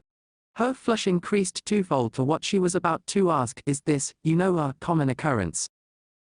Gaara rose an eyebrow, bemused, and started gathering the kettle to make some coffee. He nodded, yes. Those two go at it like rabbits once a vacation pops up every now and then. I made the mistake of staying the night once. It was winter as I recall, and I'd rather not be scarred any more than my life has already done for me. By the time he had finished his blunt reminiscence of memories, Tsunade was flushing like a volcano. It seemed the man did has rather keen words for such things are right. She coughed uncomfortably. A thick tension settled between the two. While Gaara focused on preparing his morning beverage, Tsunade sat there with absolutely no idea what to say. Relations between her and him were scarcely political at best, hostile at worst. She'd rather prefer it if it wasn't the latter. You want some? He asked. Tsunade forced out a strained smile. Yes. He nodded without gazing back, going back to adding some freshly ground beans in the pot. You come here often? She queried curiously, a small attempt at initiating a conversation. He nodded. Yes. They has rather nice coffee. Tsunade's sweat dropped. Yeah, right. She muttered, a bit peeved at his unusually curt answers. He didn't seem particularly invested in the conversation, neither was she willing to push her boundaries with their already strained relationship. Gaara pulled off the kettle and came in the living room, with two costly-looking black emblazoned cups, filling them both gracefully before seating himself in front of her. He settled into the couch, crossing a leg over his thigh while bringing his cup to his lips for a sip. Those intimidating eyes of his boring holes in her face weren't lost to the usually chirpy Senvu. She settled back herself, mirroring his seating style, but closed her eyes shut in order to avoid his subtle glare. Sipping a little of the served beverage herself, she moaned in delight, this is good coffee. Hokiv dono. His cold voice made her stop, and she eyed him warily. Both settled down their steaming mugs in unison, the situation now turning serious. I do not particularly like your stay here at my sister's house for reasons I'd rather not say. She said nothing, inwardly relieved to his rather blunt and frigid attitude to any human being in general, as opposed to his sister's rather lively yet undecipherable diplomatic charm. Both were poles apart in personalities, at least to her, but... He stopped for a moment, while his eyes flickered in uncertainty as if pondering over to search for the right words. Since Naruto sees you as a mother of sorts, his trust is all I need. I welcome you here not as the Hokiv, but as Naruto's endeared guest. Tsunade rested her elbow on the armrest, nestling her cheek in her palm with a tender smile. You are rather mature in choosing words, especially given your age, I must say Kazuki's dono. She complimented him, which the red-haired boy took with a grain of salt. It was true, though, indirectly pointing to her that she was welcome in his village only due to her proximity with his friend, and not as the Hokiv meant that he would rather has not invited the Leaf at all, than has their large numbers run around his village while his men were kept busy keeping eyes on them. Did you wish to converse with me on something particular? I did. She nodded and once more pulled the cup to her lips. What will the Leaf do now that Naruto's existence has been revealed to the world? Humming, Tsunade rested the cup on her table, gently crossing her fingers to hide her lips. Whatever I say next, I say as an ambassador to the Leaf.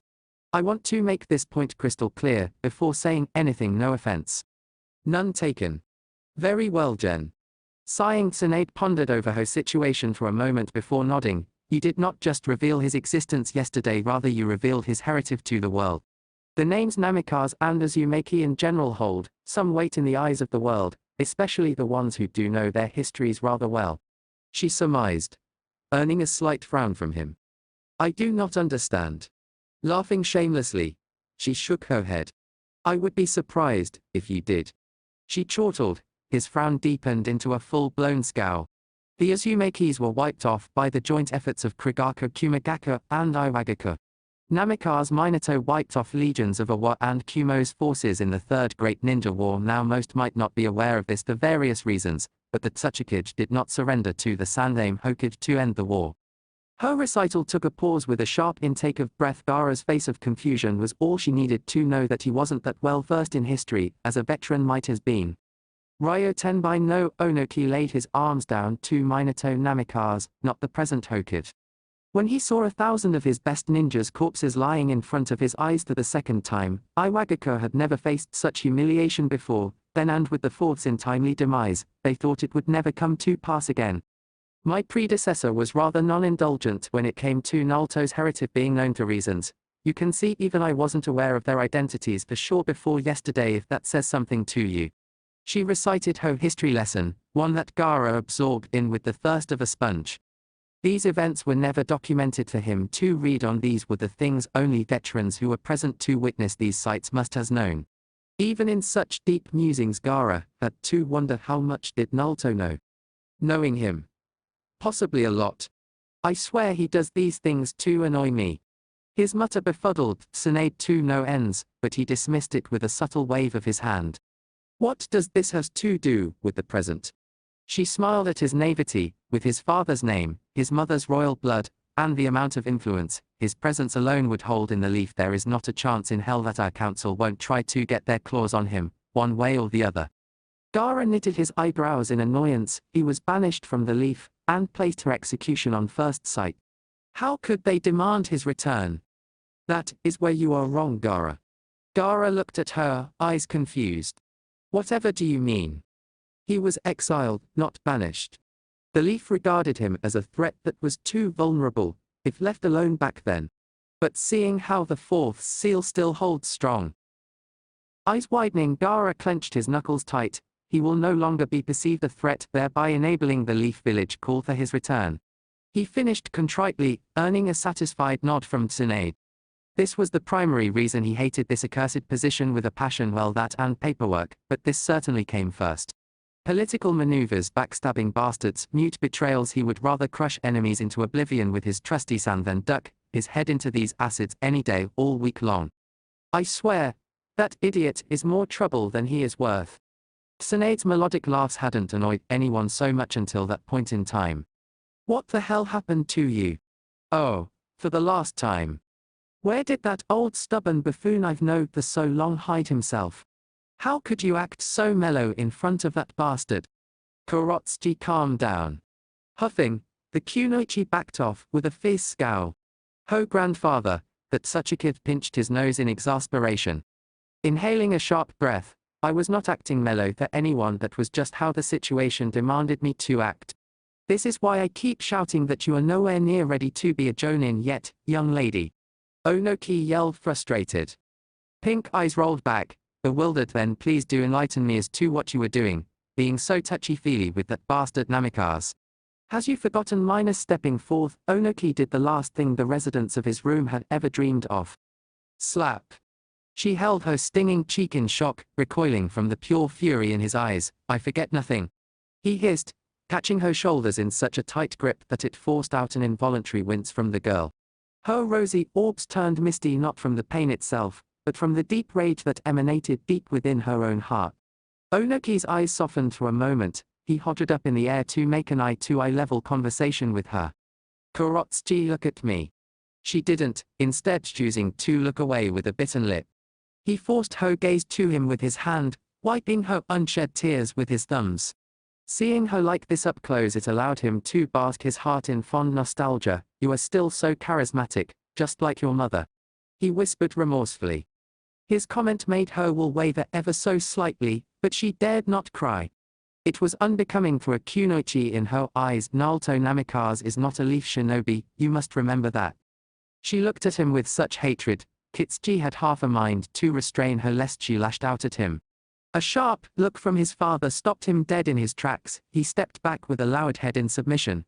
Looking at her again, Onoki squeezed her cheeks tenderly. What happened back then was done by Minato Namikaze, not by his son. But nothing. Onoki cut her off, miffed. Even then, in midst of his mass slaughter, he was acting as any shinobi loyal to their village should have. As much as I loathe the very existence of that man.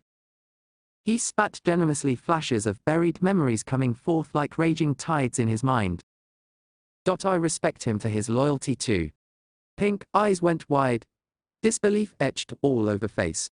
Seeing her sudden disarray, Onoki smiled. He gave up his life on the off chance that his village might be spared from a certain calamity. He sacrificed the lives of his whole family that night. His son was made a living vessel for the Lord of Demons, the same entity his village loathes like you loathe him. His calm explanation made her lips curl thin. Remembering how they treated their own Venturikai, she couldn't deny the steel required to achieve such feat. But he did all that to the leaf take that headband away from him and there would never have been a yellow flash. Your growth shouldn't be with Namikaze, it should stay with the leaf. Seeing her slumping shoulders, Onoki knew she was conceding to the truth. Just like she should. A cave never rallied on useless emotions. Welfare of his village and shinobi always came first and foremost. She had to learn this if she ever wanted to inherit his seat in the coming future, as he had hoped she would. An alliance with the man who has inherited that infamous potential will double our military might, may even increase it exponentially. You must look at everything rationally, child. There is everything to gain here, and nothing to lose. It was rare for Kitsuji to see his father act so gentle, but he figured it was what made these little moments even more endearing. But to actually see such drastic effect on his hot-headed daughter was something else of itself. Sighing, it seemed as if Onoki had sapped out all energy from his granddaughter. Fine. She muttered, defeated. Seeing her acting in such stark contrast to her underlying emotions. Onoki had never been so proud. Envisioning things was something humans did by birth. Even so, Sakura had never envisioned a hidden village smack bang in the middle of a desert to be so lively. Walking through the main shopping districts, every person was covered head to toe in linen clothes, so as to shade themselves from the scorching heat. The business was on full throttle. Prices were sky high due to the heavy number of foreign guests exchanging currencies with them. The stands were, much to her surprise, filled with many items she hadn't thought feasible in such an arid terrain: fruits, freshly cut vegetables, cold drinks, restaurants of all shapes and sizes, you name it and it was here.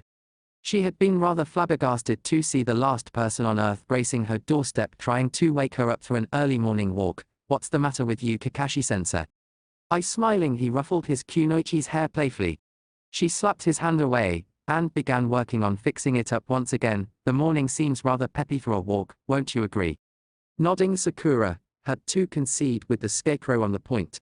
Though it still didn't quite answer her question, but why minus? Feeling a small nut on her feet, Sakura looked down to see a ball bouncing near her sandals. Sure enough, a moment later numerous kids came running out of a corner to retrieve said object. The kunoichi smiled and tossed the ball up in her arms with a flick of her toes. Here you go. She handed it out to them. The rather small flock of children grinned, nearly taking it from her when a voice called from beside them, "What are you doing here, Hoka?"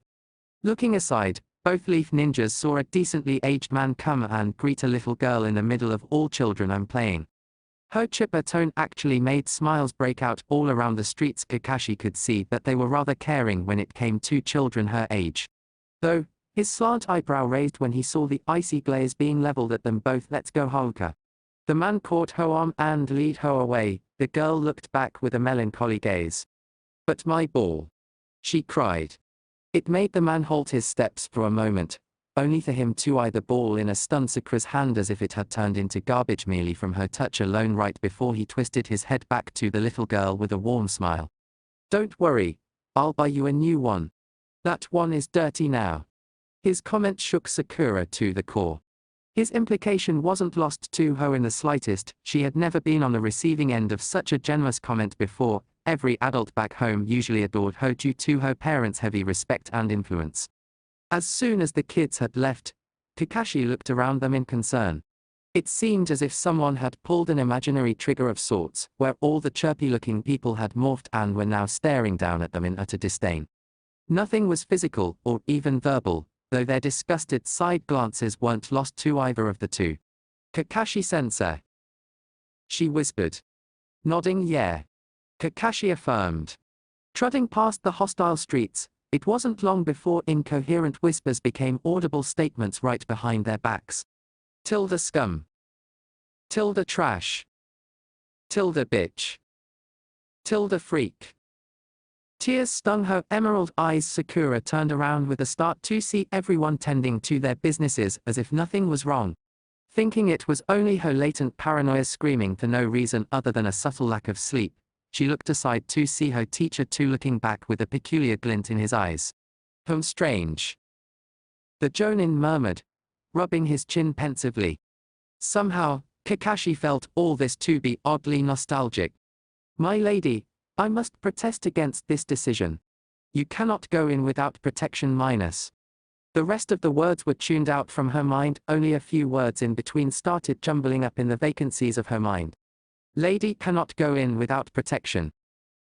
Smiling sweetly, she chimed angelically. "Yes, my lady minus." "Shut up, or I'll kill you." Ha. Chuzuru cleverly decided to stay back lest the shy swordsman be melted into oblivion. He looked at his quivering senior with a pitying look, even though he never meant it.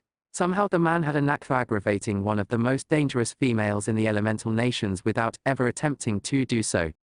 Seeing her walking into the chambers with her usual lavishness, the gruff-looking man by her side grunted in utter annoyance. "What's the meaning of this?" His loud voice had absolutely no effect on the masked men guarding the door. They shook their heads dutifully. "No guards are allowed inside, only the cages has been permitted to enter." A growled, the Jane on his forehead almost on the verge of popping and spewing off blood. "Blasphemy, you do not trust me," he yelled, absolutely livid at their guts. Still, the guards stood stone still. "Do you not trust the sand?" The tension in the hallways was impalpable. Someone could literally prick the thick atmosphere with a pin. That is, if anyone had the guts to actually go through with it. And even A had to admit, these sand shinobi truly were baked and toughened in scorching heats to stand in front of him without even flinching an inch. "Do you not trust Lord Namikaze?"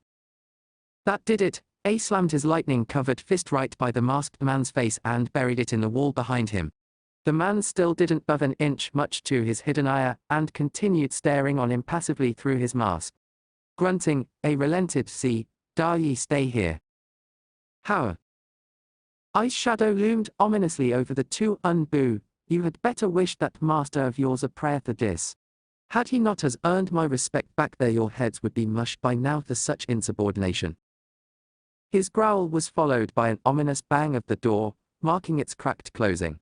Scooting closer, Chuzuru stepped near the slack-forward senior of his as subtly as it was humanly possible, though Sand and Bu sure are tough to stand up to the rake of knee. "Maybe this alliance just might be possible. Won't you say, Asan?" I nodded dumbly, having nothing else he could add to his junior's words. Not even a little comparison to his fond olden days. Freya sat, eyeing the empty saucer in front of his eyes lifelessly. He dipped a finger on its rim, circling it on the saucer like a top with a vacant smile marring his face. "I want a word with you." Glancing back, Freya rose an inquisitive eyebrow. "Really?" he inquired. "Yes." Shrugging, Freya went back to the task of refilling his saucer, from one of the 5 nearly empty bottles of liquor clattering his table disturbingly. "You taught the 4th, correct?" "Yeah." The man by his side smiled wickedly, almost as if he had found his golden treasure without even searching for it. "So, you know all of his techniques too?" "Yeah, all except one." His smile slipped a bit, clearly not expecting this development. "Which one?" Freya chuckled, no, laughed as if he wasn't even sane anymore. "His most powerful one, the one he promised to leave only for his son." "His son?" The genom in his voice wasn't lost to Freya. Even though he couldn't care less if anyone lived or died anymore, he had to take note of this. Even though he knew that he was finished. Standing up, he inconsiderately threw some rolls of notes on the table and staggered his way out. Halting his steps for a moment, he glanced back with a knowing smile, bracing his lips who were no match for him. His hands tightened on the edge of the table, knuckles whitening and causing the timber in their grip to shake and crack. A wash of hatred flashed all over his face, while his eyes bled crimson, 3 deadly Tamis circling madly in his eyes. Sasuke Uchiha would has everything no matter what. Chapter 20. The whole floor vibrated with the subtle thumps of music being played by the side. It was, after all, the last get-together for all the guests conjured up in the Sand Village before they traveled back home. The rush of this year's annual tune-in exams had all but died down, and everyone honored with the pleasure of being invited to this party was more or less content with savoring these last few moments of luxurious cordial reception before they returned to their meager lives back home. You don't look too comfortable, if you don't mind me asking. I'm comfortable. Is it the food, perhaps, not to your liking? No, it's nice. Naruto sighed, for what seemed like the umpteenth time this evening. It was a given fact that since he was playing host during this gathering, he himself was accountable for making sure each of his guests were comfortable and properly taken care of. But this wasn't how he'd expected to play host. Listen, you don't have to put up a front with me just for the sake of your grandfather. I won't rat you out, I promise. His reassurance did seem to has an impact. Shoulders slumping, Kurotsuki heaved a sigh of relief. Flicking a drink from the waiter tumbling around, Naruto offered it to her courteously. Kurotsuki, apparently not one for formalities when her host himself seemed to has no qualms with her, chugged it down in one gulp. I don't really like you all that much. Her honest confession made Naruto throat out a warm chuckle. Yeah, I figured it out a while back, you know. His comment earned him a sharp slap to the arm courtesy of one flustered-looking Kunoichi. Why has you been hanging around me all evening then? His blunt question made her flinch, her eyes subtly darted to her back, too subtle for anyone, but the keenest of eyes too has noticed. Naruto did in fact notice it, and glanced back to see her grandfather's feverish eyes trained on her back in the midst of his own conversations. He put you up to this. She didn't so much as twitch, too afraid to answer honestly and get caught admitting the truth to a foreign diplomat. Naruto had indeed been wondering why this girl, one who feverishly hated his guts, had been limping by his arm all evening, when she could have had better places to be, better people to associate with. Pondering over a solution, Naruto's caught the barest of visages in the corner of his eyes and smiled, having come up with a suitable plan to ease up the poor girl's nerves. Offering her a hand, "May I have the pleasure to a dance?" Looking as if struck by acid. Never. Kurotsuki bit right back. Maybe he should have offered her Ron instead. Eyes twinkling with mischief. Well, I'm glad you feel so pleasantly for me. I'm sure your grandfather will be too once he gets to know how pleasant you are to me. The way her pink eyes narrowed ferociously almost made her look, dare he say, cute. Kurotsuki instantly looped an arm around his and tugged him along the crowd straight to the dance floor. You're the worst. She forks coughed out of everyone's earshot. I try, princess. Reaching the middle of the floor, Naruto settled his palm on the small of her back and smiled when she coiled her arms around his neck. Linking their fingers together, both started moving to the quiet, harmonic beats of the music. Kurotsuki, being ever the rival, pushed her toe forward, and scowled accusingly when he pulled back his own toe from being crushed beneath her heels. Their little battle of feet went on, for a minute or so before the girl finally conceded her defeat, and let her head be laid down by his hand, her cheek nestled on his shoulder to compensate for the slow music the orchestra had just tuned to now. You're an okay dancer. Knowing this was the furthest extent of a compliment he'd be getting from her tonight, Naruto took it with a smile. What can I say, I had an awesome teacher. Kurotsuki laughed lightly, finally feeling relaxed. Thank you. She hadn't expected him to go so far just to make her feel at home. When her grandfather had forced her to make friends with Naruto, she feared the worst.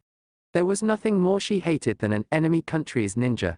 Slap on the name Namikaze to the back and you had a winning combo that was hard to beat in her list of hate. But he had held her by his arm throughout the evening, taking every curt and cold comment he threw at him with a grain of salt. To think he'd go so far as to force her into a lovely dance just to make her feel comfortable was beyond what she'd expected from him in the wildest of her dream. Not like she was dreaming of him or anything, dang it. Why the hell was his chest so plushy, for crying out loud? Just as the music started annotating the last of its notes, Naruto took her hand and spun the girl around, earning a squeal of delight from the stone-faced Kunoichi before he pulled her back closer to him and lifted up her thigh in one swift movement. Finishing their dance by leaning her back while he pushed his weight on her, his fingers teasingly traced her thigh through the slit in her gown and smiled seeing her flushed scowl. Told you, I've got an awesome teacher. Before she could retort with some sort of sissy reply, a round of applause broke the duo's reverie. Only now did they notice that everyone's sole focus of attention was on just the two of them. Kurotsuki made a show of fixing her gown and gave a bow. Naruto followed suit and both got down from the floor, looking very much worse and under the weather for the wear. You're the worst. Oh. Hush. You enjoyed that dance just as much as I did. That's not the point. She hissed, "We're not supposed to." Naruto cut her off, "We're not supposed to what?" Sighing, "You know, act so kind and friendly," she muttered. Naruto rose an eyebrow and crossed his arms unimpressed. "Why the hell not?" he asked. "You were born in the leaf, Naruto," she explained. "Now you live in the sand and I'm from the hidden stone that despises the both of them." Cutting her tirade midway, "It's nothing to be ashamed of," Naruto said, stopping beside her with an air of confidence. "Don't just keep thinking back to where the person was born, no one has control over it. Times are changing, Kurotsuki, and to be honest I'm hoping sand and stone will be allies in the future." Her breath hitched, clearly caught off guard. "Allies?" she exclaimed, flushing when she saw all eyes turning to her with amusement. "I'm sorry, what?" she stuttered. Naruto took a step forward, making her take one back out of sheer instincts. His aura alone was one she had never encountered before, an aura of power, of pure confidence. He wasn't even oozing the slightest bits of chakra or killing intent, and yet as ashamed as she was to admit it, Kurotsuki already felt dominated by his presence. "You aren't ready, Kurotsuki." "Not yet, but even I can see you'll be the one who'll be named that such a kid given some time to mature and grow." Naruto honestly confessed, "I want us to be neutral at least, if not more." Suddenly, for some odd reason, Kurotsuki found her heels to be an awful lot interesting. "You really believe I'll beat such a kid?" she whispered in such a small voice that Naruto had almost missed it. "Believe?" Naruto picked her chin up and forced her gaze to his. "I know you'll beat such a kid, girl, a fine one at that." Flashed with one of his trademark fox-like grins, Kurotsuki found the tips of her ear turning hot and her knees felt fuzzy.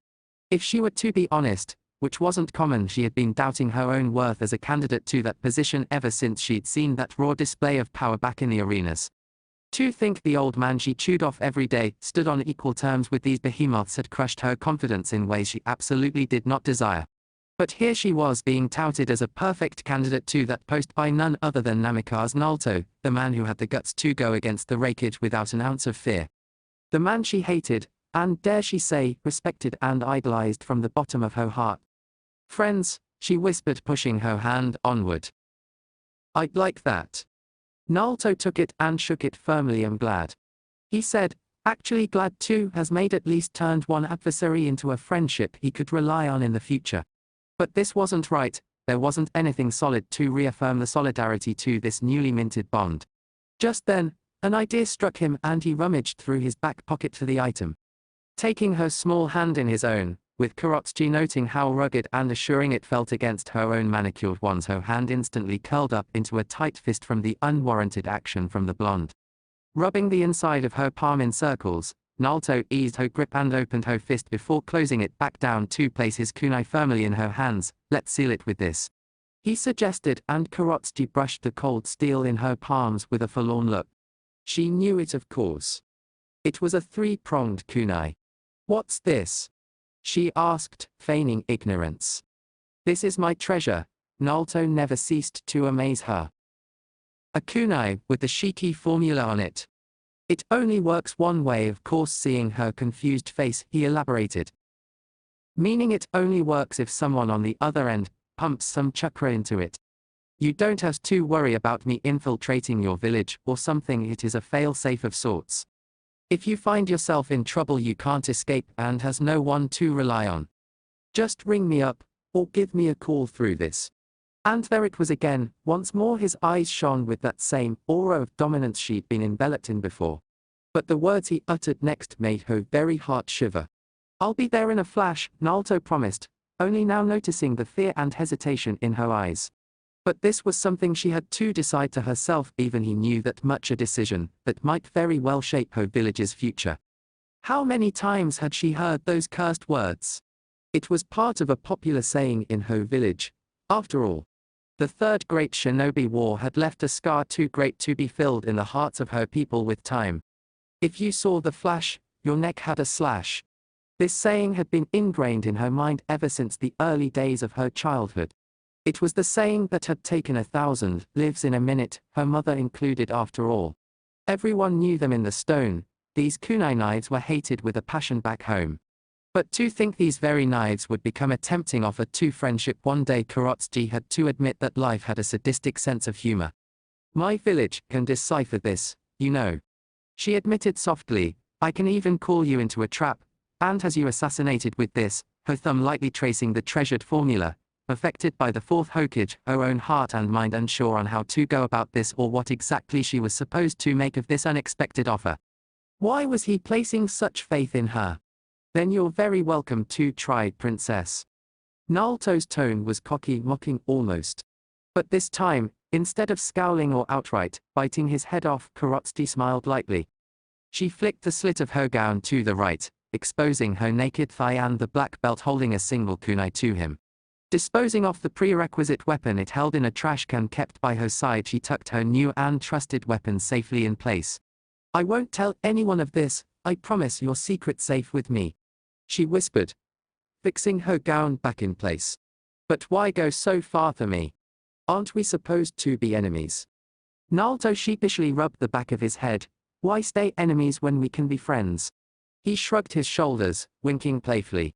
His words marked the end of their conversation as an Unbu came by his side and whispered something in his ear, forcing said blonde to excuse himself from her.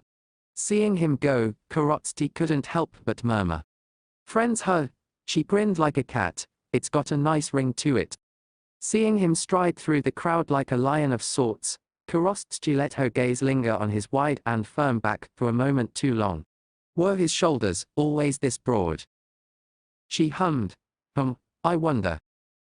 Her head tilting aside in honest confusion, she wondered if she was sick or something. Her cheeks still felt hot as a volcano for some odd reason, as if she'd just spit out some larger in the aftermath to one of her techniques. Maybe the desert heat was finally getting to her. Lifeless wrinkled eyes watched the circling liquid rippling in his saucer rather blankly. It had been this way ever since he'd come to the sand, a decision he knew his heart would regret until the day he'd die. This was how it was supposed to be, wasn't it? The likes of a legendary ninja like him reduced to living his aging years as a failure, drinking his years away. Is this seat taken? Looking up at the annoying voice that had just broken his peaceful trance, Freya squinted his eyes to make sure his eyes weren't deceiving him. I've got only one spot left. Tell the other three to find someplace else. He grumbled, downing yet another saucer before pouring it full for another round, signaling the waiter for another bottle yet again. How many bottles has it been already? None of your damn business, but how many? A small soft hand met his cheek for an audible smack, one that left his eyes twinkling and mind spinning with the sheer grunt put behind it. You never take that tone with me. Drunk or otherwise. Understand? Just who do you think you are lecturing me? The annoying voice cut him off. The last person who truly cares about your well-being, Freya. Your trusted teammate. That's who I think I am. Tsunade, is that you? Yes, silly. She giggled. It's me, who else? I don't think Orochimaru of all people would visit you in broad daylight on a whim. The effect of alcohol instantly flushed itself out of his system, and Freya's vision sharpened to see the woman he could never get sitting there in all her glory, sipping on some tea. Why'd you come here, Tsunade? Don't you have better places to be? Better people to meet in that party? He scoffed haughtily, trying and failing miserably to put up a mighty front and save some face at least in front of her. Freya, it isn't even time for supper, and you can't even count people with your eyes. What's gotten into you, huh? You're ruining your life. Oh ho. Freya exclaimed, faking a laugh. Is that concern I hear? Freya. Tsunade sighed. Well, I'll be damned. He laughed boisterously. Never thought the day would come when you'd come see me in a time of peril, the legendary Kunoichi Senju Tsunade. I must admit, I'm honored. He stumbled a bow. It was this moment that the waiter chose to make his presence known. Sir, your bottle. Before Freya's fingers, or the timber of their table, could so much as touch the porcelain of this bottle, Tsunade snatched the annoying thing away, and slammed Freya's saucer right back on the waiter's tray. Take it away, she snapped. He'll has a coffee, black. Before he could so much as utter a word of protest, Tsunade raised her hand, chidingly, and shut Freya up like a mother would do to her child. We'll has a decent conversation like two responsible adults. It's about damn time you came down from your high and back to your senses. Even if she was at odds with him, he was still her teammate and friend. How many times had he come through for her in her times of need? That's the point, Tsunade. Freya growled. I don't want to come to my senses. Tsunade's eyes softened. Why not, Freya? She asked tenderly. Don't take that tone with me, Freya thundered, and out went the tenderness from her eyes. I don't want your pity. He roared loudly. All right, she whispered. He scoffed. Fine. There was a moment of silence, as Freya's eyes clouded up in nostalgia. You know something, Tsunade? I idolized Sensei more than anyone in the village, he confessed in a drunken stupor, clearly beyond his senses. Tsunade hummed, intrigued. I know. That time when I returned to the village a month before the finals of the Chunin exams were about to happen. You wanna know what he told me? Freya sniffled, forcing Tsunade to give his hand an assuring squeeze and urged him to go on. It was high time he let this out and finally told her the truth he'd been running from all this time. He told me Naruto had even more potential than he'd seen in either Orochimaru, Minato and even Itachi. Then, Sensei even went on to tell me he'd has taken Naruto in as his apprentice had he not been Hokage. You should have seen how he looked at the boy, Tsunade. It was like he was a blood relative of his own. It wasn't his words that surprised her, it was the tone laced with pure genom that did Tsunade's composure in. Yeah, he really loved the kid. Tsunade agreed, smiling fondly. No, hear me out, Freya intervened. He said it would be nice to leave behind at least one student who wasn't a complete failure in his eyes. Freya laughed out loud, and Tsunade was forced to duck her head in shame. How many times had Hosen called her back in times of need? Every time she'd answered his calls with curses and swears to the village. She knew they ate his heart, stabbed him with pain every time she let her hostility to the leaf beret boned right in front of him. But the man had always smiled, even helped her with money-related matters whenever she'd needed his assistance in hopes that maybe, just maybe someday she'd come around and see the light at the end of the metaphorical tunnel. Unfortunately, by the time she'd come to her senses, his corpse had already been cold in the grave while the village was left in tatters.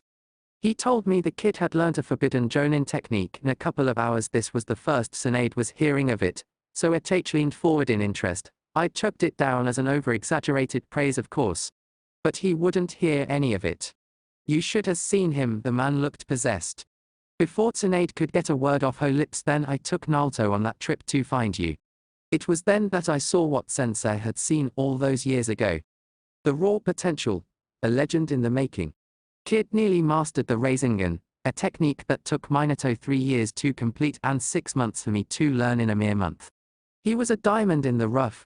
With the correct assistance, I knew he was destined to take Sensei's and Minato's place someday then and there. Her mouth opened and closed a couple of times, and she narrowed her eyes in deep contemplation.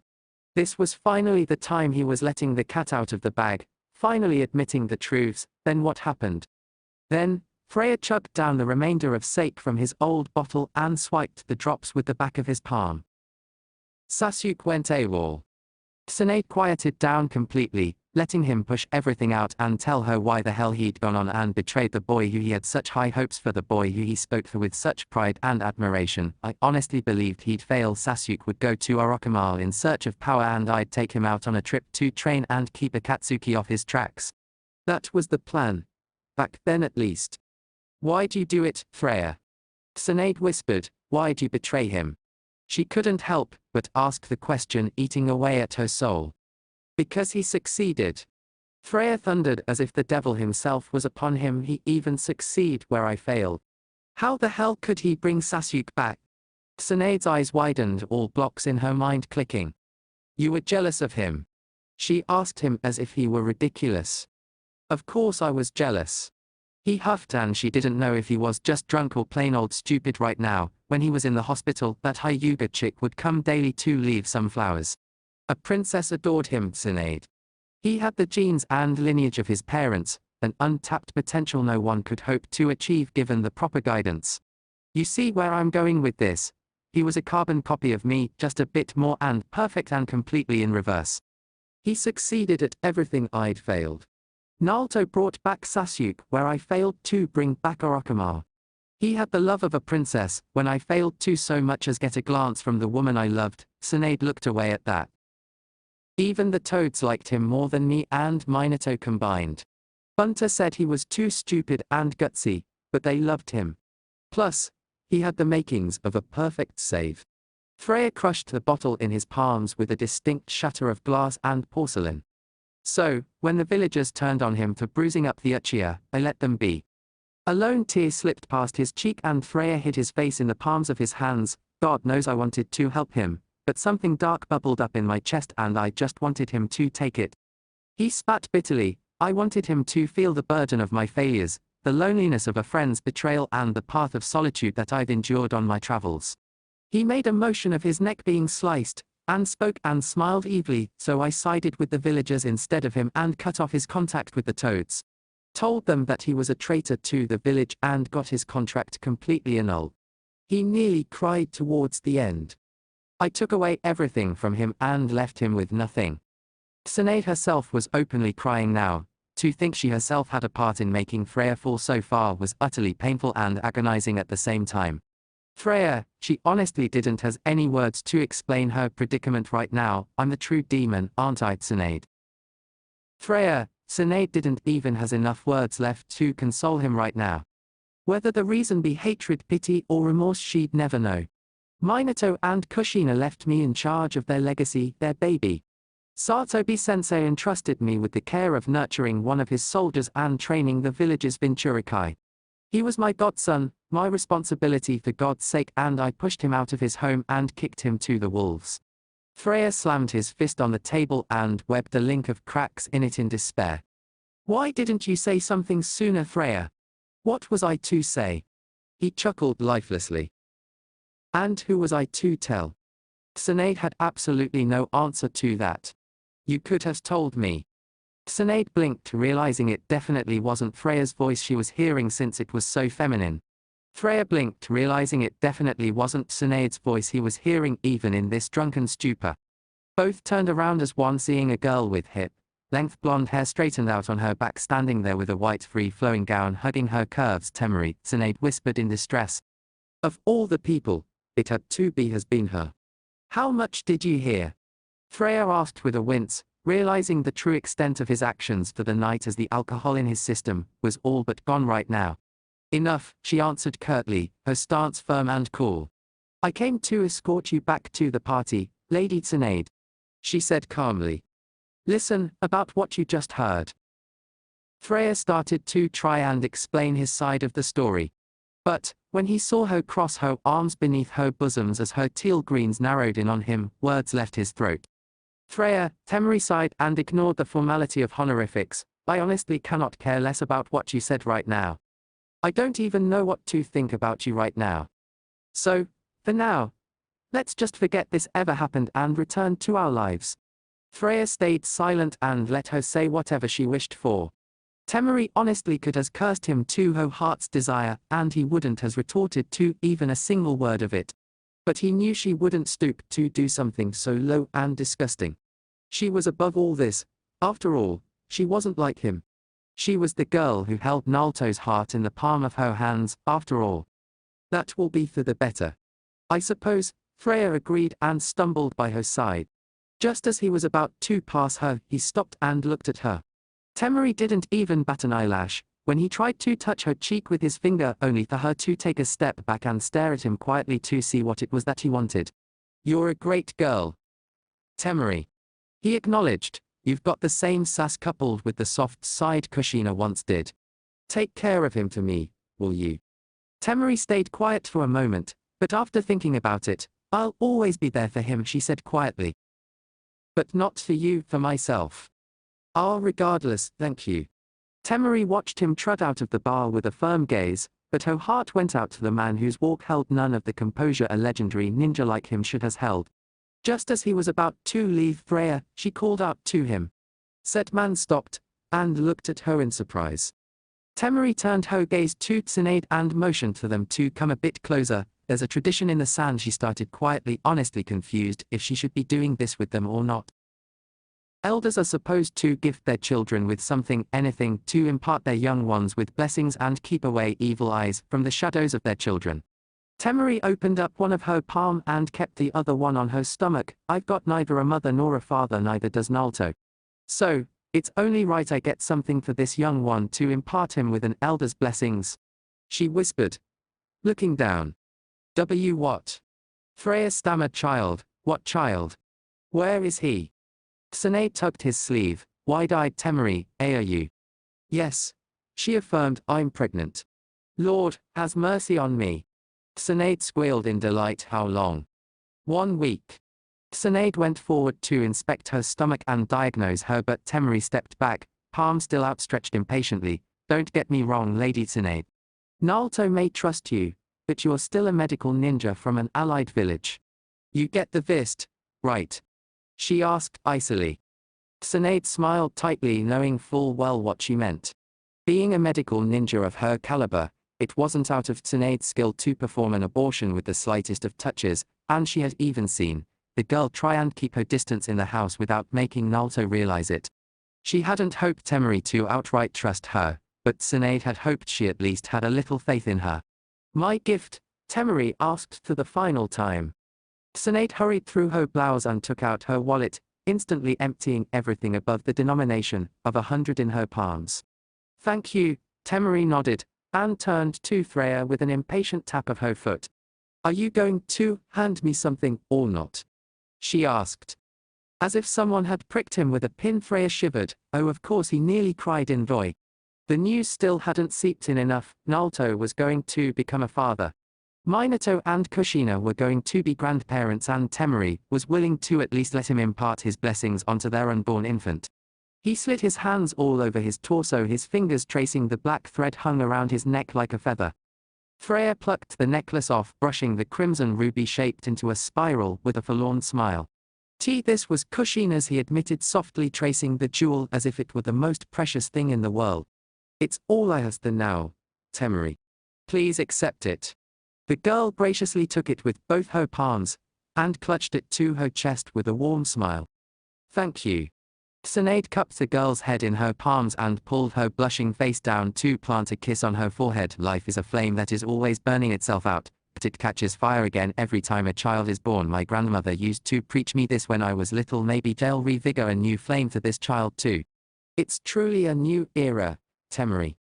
Freya took it as his cue to leave and try as he might to stop his face into wrinkling up while he bawled his eyes out in front of two ladies. Master Freya, Temari called before he left again, I'll see you at the baby shower, right? Her eyes turned to Tsunade. The both of you. Of course, Tsunade chirped up almost instantly and looked behind to see Freya leaning by the door with an arm as if he'd just been through war. He started leaving without a word, but both women heard a choked sob. Freya, will you accompany me? Tsunade asked again. This was the only chance at redemption he might ever receive, but it was his call. Tsunade knew it. Even Freya knew it. Freya raised up his free hand with a chuckle. I won't miss it for the world. With that said, Freya walked out to find himself a bathhouse before he went to a shrine and finally made a trip to the cemetery back in the Leaf. Someone had to give news to Minato and Kushina after all. Maybe, just maybe, he could redeem his fallen self after all. Otherwise, hell was what awaited him. Where are you going, Sasuke-kun? Sakura. It was a good session, but you know I have to go. We've been over this 1,000 times already. If anyone catches us together, it won't look good on me. I've got a reputation to uphold, unlike you. Oh, of course. She whispered. Tomorrow, before leaving, try and steer Naruto away from you-know-who. Make up with him and keep up public appearances, and I swear you'll has proven your love and loyalty to me. Next time he goes off on his own, my mission will finally has come to fruition. With that said, Sasuke left a naked Sakura whimpering in the living room. Little did he know that the couple had an audience waiting in the hiding for them. Sakura was so engrossed in the pain she felt that she didn't feel any presence behind her until it was too late. She turned around only to see the hilt of a sword, making its way to connect to the side her temple. Gaara's time at the party had been uninteresting so far. Apart from making small talk with more of the fellow cages, there hadn't been anything eventful for him in this gathering thus far. Just as he was about to make his way and talk to Naruto about how the talks with Kurotsuki had proceeded, a man cloaked in a dark black shroud was in front of him. Gaara didn't need to ask to know that this was the official to his Unbu. Lord Kazekage, he bowed dutifully. Lord, Naruto wishes your presence in the back of the administrative tower. eyebrow quirking up in surprise. What's that idiot up to this time? He sighed seeing Naruto walk out with an Unbu just at the same time. Two more Unbu flanked his back while their leader motioned for him to follow him outside. I don't need so many escorts, you know. Lord Naruto's orders, we cannot disobey Lord Fifth. Gaara walked with the silent trio out in the village before they took to the roof and made their way back to the Kazekage Tower. The Unbu jumped down in the barren lawns of the building while Gaara looked around unimpressed. Where's Naruto? Is this some sort of a joke? Not at all, the Unbu leader said. We just wanted to have a private time with you is all. His partner chuckled before taking his mask off. Gaara's eyes narrowed when his eyes were greeted with blue flesh instead of a normal human skin while the man grinned with his shark-like teeth as if he'd made some sort of a joke. His own eyes turned to the second flanking Unbu who took his mask off only for Gaara to gaze into the accursed crimson eyes of the ancient shinobi clan. Hoshteki Kisum Uchiha Itaki, he muttered annoyed. The Akatsuki. Oh ho, Kisum laughed. You know us already, I must say I'm honored. Lord Kazekage Itaki spoke, ignoring his partner's useless bumbles. We wish for you to come with us peacefully. You've got some nerve to order me around in a desert no less. Gaara said, calm as a cucumber. He turned around to look at the final one. And you, the third musketeer. Who the hell are you? Identify yourself. Me. The last one took off his mask and said a name that made Gaara's blood run cold. I'm Azumaki. Azumaki Nagato. Chapter 21. A soft tune broke into the light lilting air as Temari stretched her body upwards, and extended an arm to grab a pack of tea from the top shelf. The mellow beams of sunlight accentuated the glow on her cheeks as the balls of her feet danced over the wooden floor, with customary elegance and felicity, the tip-taps of her toes in sync with the tune she was crooning. The scent of tea leaves brew wafted through the air as she went towards some sugar when suddenly a pair of arms grabbed hold of her and stopped her from dancing. Naruto pressed his lips to Temari's ear and kissed it tenderly, enveloping Temari in that tender hug of his from behind that always made her feel mushy. Someone's in a good mood today, he whispered. Temari smiled as she laid her cheek against his shoulder and started swaying in his arms. MMHMM. She hummed. Both savored in the serenity of the moment, when Naruto started matching her movements and swayed left and right to her hums. What's got you in such a good mood, Haim? Naruto asked after a few minutes of dancing. Temari didn't answer him. Too engrossed was she in her own little world. The sunlight struck the pendant on Temari's chest, and bounced off them in the middle. Its gleam caught Naruto's eye. He slid his finger along the black thread tied around her neck, and traced its length lightly, his smile widening when Temari's breath hitched as little as he went lower and lower until his finger reached the ruby pendant. Carved into a familiar little spiral it was. As it rested in his palm, Naruto took his time to appreciate the craftsmanship. That's one exquisite necklace, he murmured thoughtfully, smiling. He let go of the pendant and squeezed her waist tenderly. You've been busy spending my hard-earned money, I see, he said, chuckling a little towards the end. Temari said nothing. Instead she wrapped her arms around his neck and turned around in his arms. You like it? She asked. Yes. It's beautiful, Naruto whispered. Temari opened her eyes a little to see him staring not at the necklace, but at her. She squeezed her eyes shut in embarrassment, and the tips of her ears turned hot. Naruto chuckled when she nuzzled her nose in his neck to hide her face. Idiot, she muttered, smacking his chest lightly. Are you free tonight? Her question caught Naruto by surprise. He thought about it for a second. Oh, I suppose, he replied, rubbing her arm gently. Did you have something in mind for tonight? He asked. I do. Temari nodded. What is it? It's a surprise that will blow your socks off, mister, Temari said, grinning like the Cheshire Cat. He playfully pinched her nose. Keeping surprises from me, are you? Naruto asked. Temari drew circles on his chest with her finger and chewed on her lip. It's important, she whispered. Naruto raised her chin up with his thumb, with worry in his eyes. Hey, he said in a cooing voice, what's got you looking so worried? Tell me. Temari shook her head. Not now tonight, she said resolutely. Naruto turned off the stove and pulled her head back against his shoulder. All right then, he said. Promise me that you'll be home tonight, Temari whispered. Won't miss it for the world, he promised. There was a knock to the door that drew the couple's attention. I'll go get it, Naruto said, not bothering to hide the subtle annoyance lacing his words. Opening the door, Naruto was greeted with the familiar, sparsely painted face of his brother-in-law. Kankuro. Morning, Kankuro said. Naruto nodded and motioned for him to come inside, but Kankuro shook his head. I'm here on official business. Can you get Temari for me? What official business is that? Minus one that I haven't sanctioned. Kankuro sighed. Your protectiveness of my sister is endearing and all. But I really need Temari's help on this one. Naruto had the decency to rub his neck in embarrassment on hearing that. Help. Temari walked out the door and stood beside Naruto. With what? She asked. There's this Kunoichi, who's been apprehended on grounds of suspicious behavior by the UNBU. But she isn't willing to cooperate with anyone that is anyone besides you, Kankuro explained, not unwilling to meet Naruto's suspicious stare even for a second. Temari's brows furrowed in slight confusion. That's odd, she murmured. Who's the Kunoichi? Naruto asked. Kankuro looked Naruto in the eyes. I can't answer, he said, after a moment's deliberation. Which village is she from? He pressed on. I can't answer. Temari's frown became a bit more pronounced as she silently watched the back and forth between them. Kankuro.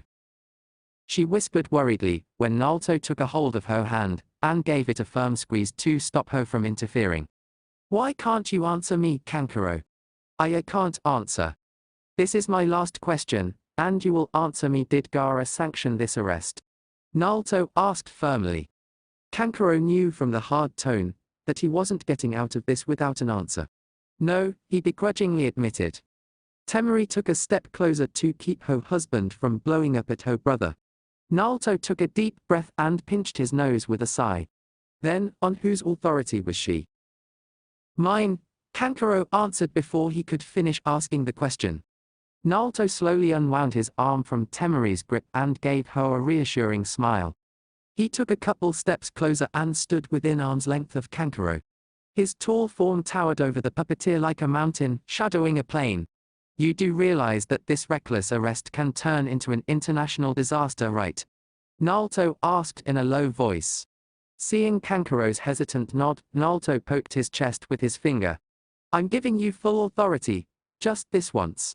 I won't ask you anything else, just don't make me clean up your mess afterwards. Thank you, Naruto, Kankuro murmured out of Temari's earshot. Naruto walked back and circled an arm around Temari's waist. I'll make sure she's with you in an hour. I'd prefer not to waste our tea, Naruto told him. Kankuro opened his mouth to refute, but seeing Naruto's mischievous look and Temari's fond smile, he knew he wasn't winning this argument. Fine. Just has her be there on time, will you? He grunted and walked off the premises. Naruto walked inside and Temari closed the door behind them, leaning her back against the door. Why didn't you ask him more forcefully? She asked. Don't you remember what he said? He said, and seeing her adorably confused expression, he added, he said I can't answer to all my questions. And that, even as a hint, is a dangerous thing to say. He knew I was questioning him as a superior, and yet, even though it could become dangerous to him, he continued saying so. Whatever intel he has on this, he'll only share with you. And I trust my wife enough to make the right decision, with whatever it is, Kankuro. This was all Naruto could add before Temari closed the distance between them and hugged him. I love you, she whispered. Naruto wrapped his arms around her and kissed the top of her head. I love you too, princess. Just remember to call me if things go down south. I'm always here for you, and even if you find yourself too deep in something unofficial, just talk to me, all right? He said. Temari nodded and smiled against his chest. She pecked his lips lightly and broke free from the hug, leading him back to the dining room by his hand. The tea, unfortunately, was never served. The darkness in the room did nothing to alleviate the redness in Sakura's eyes. The well-kempt pink hair she frequently flaunted was ratty. And unlike the innocuous warmth and cool shade she was accustomed to, the torrid heat of the desert made her skin clammy. Sakura was thankful for the silence in the cell. As she sat, knees to her chest and tears in her eyes, the tranquil silence allowed her to search deeper inside her soul. She had seen her love, Sasuke, cold and distant many times before, but last night his actions and his words had taken even her by surprise. She had given him everything she had to give, heeded his every beck and call like a loyal wife, but it wasn't enough, it was never enough. Sakura knew now that, even through those countless passionate nights of love, his heart had never been hers. She had merely been a pawn, a piece whose use was now nearing an end. It was a bitter pill to swallow. The truth had been in front of her all this time, but she had always turned a blind eye to it. Sasuke's ambitions were too large for her to live up to, his thirst to revenge too much to quench with only her love. And this time, his ambitions were going to destroy a family. The iron gate creaked, and broke the silence, when the masked guard held it open for her two visitors. The guard switched on the lights for the first time today, and Sakura had to squint her eyes and hide her face behind her hand to escape the searing light that momentarily blinded her eyes. Sakura. Temari slowly came closer to the girl. Careful, Kankuro murmured from behind. As usual, his sister paid no heed to his words and knelt in front of the girl. Sakura brushed away some of the hairs covering her eyes and smiled toothily. Janes were prominent in the whites of her eyes. The tear marks that covered her swollen cheeks gave Temari enough reason to assume that the girl had been crying for quite a while now. "You came to see me, Temari." "I'm glad," Sakura whispered. Temari did not know what came over her when she cupped Sakura's cheek. Maybe it was the lost look in her eyes.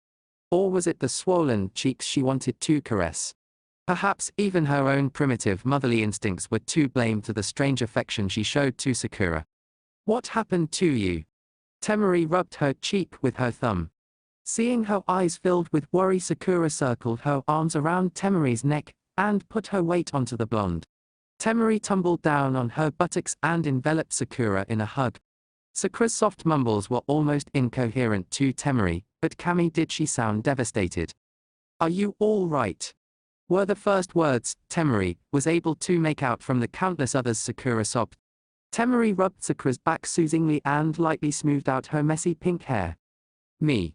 Temari nearly giggled. "I should be asking you the same, silly." Temari turned her head to see Kankuro, eyeing her with disapproval, clearly not fond of the affection his sister was showering over his suspect. The blonde frowned at her brother and gave him a look that demanded he stay put, and stay put he did. "Did Sasuke meet you?" Sakura whispered between her sobs. Temari stiffened from her words before going back to brushing Sakura's hair when the girl clutched at her waist tighter, clearly afraid that the blonde would push her away without an answer. "No, I haven't met Sasuke," Temari confessed. "Thank Kami," Sakura murmured in her neck, her breaths evening out a little. Kankuro was stiff as a board behind Temari's back, his nails biting painfully into his arms. "I knew it," he muttered to himself. It eased his heart a little that his suspicions hadn't been unfounded, but that same hunch worried him too. Being a regular participant in the Anbu's interrogation corps gave him an insight far keener than most, and the subtle glances Sasuke kept shooting his sister with throughout his stay irked the puppeteer in all the wrong ways. Neither were the looks leering, nor were they lustful. They were sharp, attentive, even. As if they were taking note of his sister's every move, watching her every step. The implications as to what those looks could mean in the grand scheme of things made the hairs on Kankuro's neck stand on ends. "What happened to you, Sakura?" Kankuro paced back and forth in the cell. Temari felt Sakura go still in her arms. She looked back to see Kankuro's eyes trained on the girl like a hawk. She wasn't nearly as oblivious as to not realize what her brother was trying to do. He was trying to wear Sakura's vulnerable mind down, until the girl spilled everything he wanted to know. Temari pushed back Sakura lightly and held her hands in her own. She looked at the girl's body from top to bottom. Temari's eyes got narrower and narrower the lower they went. Sakura squirmed a little when she realized that the disheveled kimono was not hiding her skin that well, and that the blonde's eyes were trained intently at the scars on her thighs. Temari lightly traced the bruised skin on Sakura's thighs, and her face contorted in anguish when Sakura shamefully slapped her hand away with a soft whimper. Temari's throat became dry as the desert, Seeing the face of her brother when she looked behind and saw the look of utter contempt Kankuro had shot Sakura. She looked back at Sakura and placed a comforting hand on her shoulder. Did Sasuke do this to you? She asked as kindly and softly as was humanly possible. Sakura's lips parted to reply, but no words came out of them. The lump in her throat became even more pronounced. She covered her mouth with her hand to try and stop the sobs, but all her attempts were futile. Temari held her trembling shoulders firmly as if the girl would shatter into a million little pieces the moment she'd let go. Don't listen to her, Temari. Mai and Bu were watching them. Kankuro's words seemed to make Sakura look even smaller and frailer. This whore was enjoying. Kankuro's head jerked to the side as Temari's palm met his cheek in a tight slap. Kankuro caressed his stinging cheek and looked at his sister with wide eyes. Temari's body was trembling in rage. Kankuro closed his eyes, fully expecting another slap when Temari raised her hand once more. The blow never came, and Kankuro opened his eyes to see his elder sister holding a warning finger at his nose. Not another word, she warned him in a low voice. Temari gracefully sat on her knees and looked at Sakura kindly. Does it hurt when you sit? She asked. A little. Sakura nodded timidly. Kankuro, get a female medic in here, Temari told the puppeteer in a stern voice. There was no room for argument left in her tone. Kankuro clenched his knuckles till they turned white and turned to the guard outside. Get us a medic, he begrudgingly ordered the guard outside, who looked stupefied even with his mask. Sir. She's a prisoner, you can't be serious. The utter humiliation and frustration coupled with the sting he was still feeling from the slap he'd just been struck with made Kankuro pull open the gate and smack the guard multiple times on his head with the papers in his hand as he barked, Didn't you hear what she just said? Get the girl a damn medic. The poor guard turned tail and scurried off as if the devil himself was upon him. Thank you, Sakura said gratefully. Don't thank me, Temari said with a smile, there are things I cannot forgive as woman. Sakura turned her gaze down at her lap and grabbed the edge of her kimono. You are really kind and strong, Temari. I can see why everyone regards you so highly, she admitted wistfully. Why did you want to see me in person, Sakura? Temari asked. Sakura looked up with a hint of determination in her eyes. I have to tell you something, she said. What is it? I really love Sasuke. Sakura took a deep breath to keep her voice strong. I really thought I could change him if I loved him with all my heart. But I failed, Temari. Sasuke is too far gone now. I cannot drive him off the path he has chosen, but I won't stand aside and see him destroy someone's family either. Temari gulped thickly. The question she already knew the answer to was on her lips.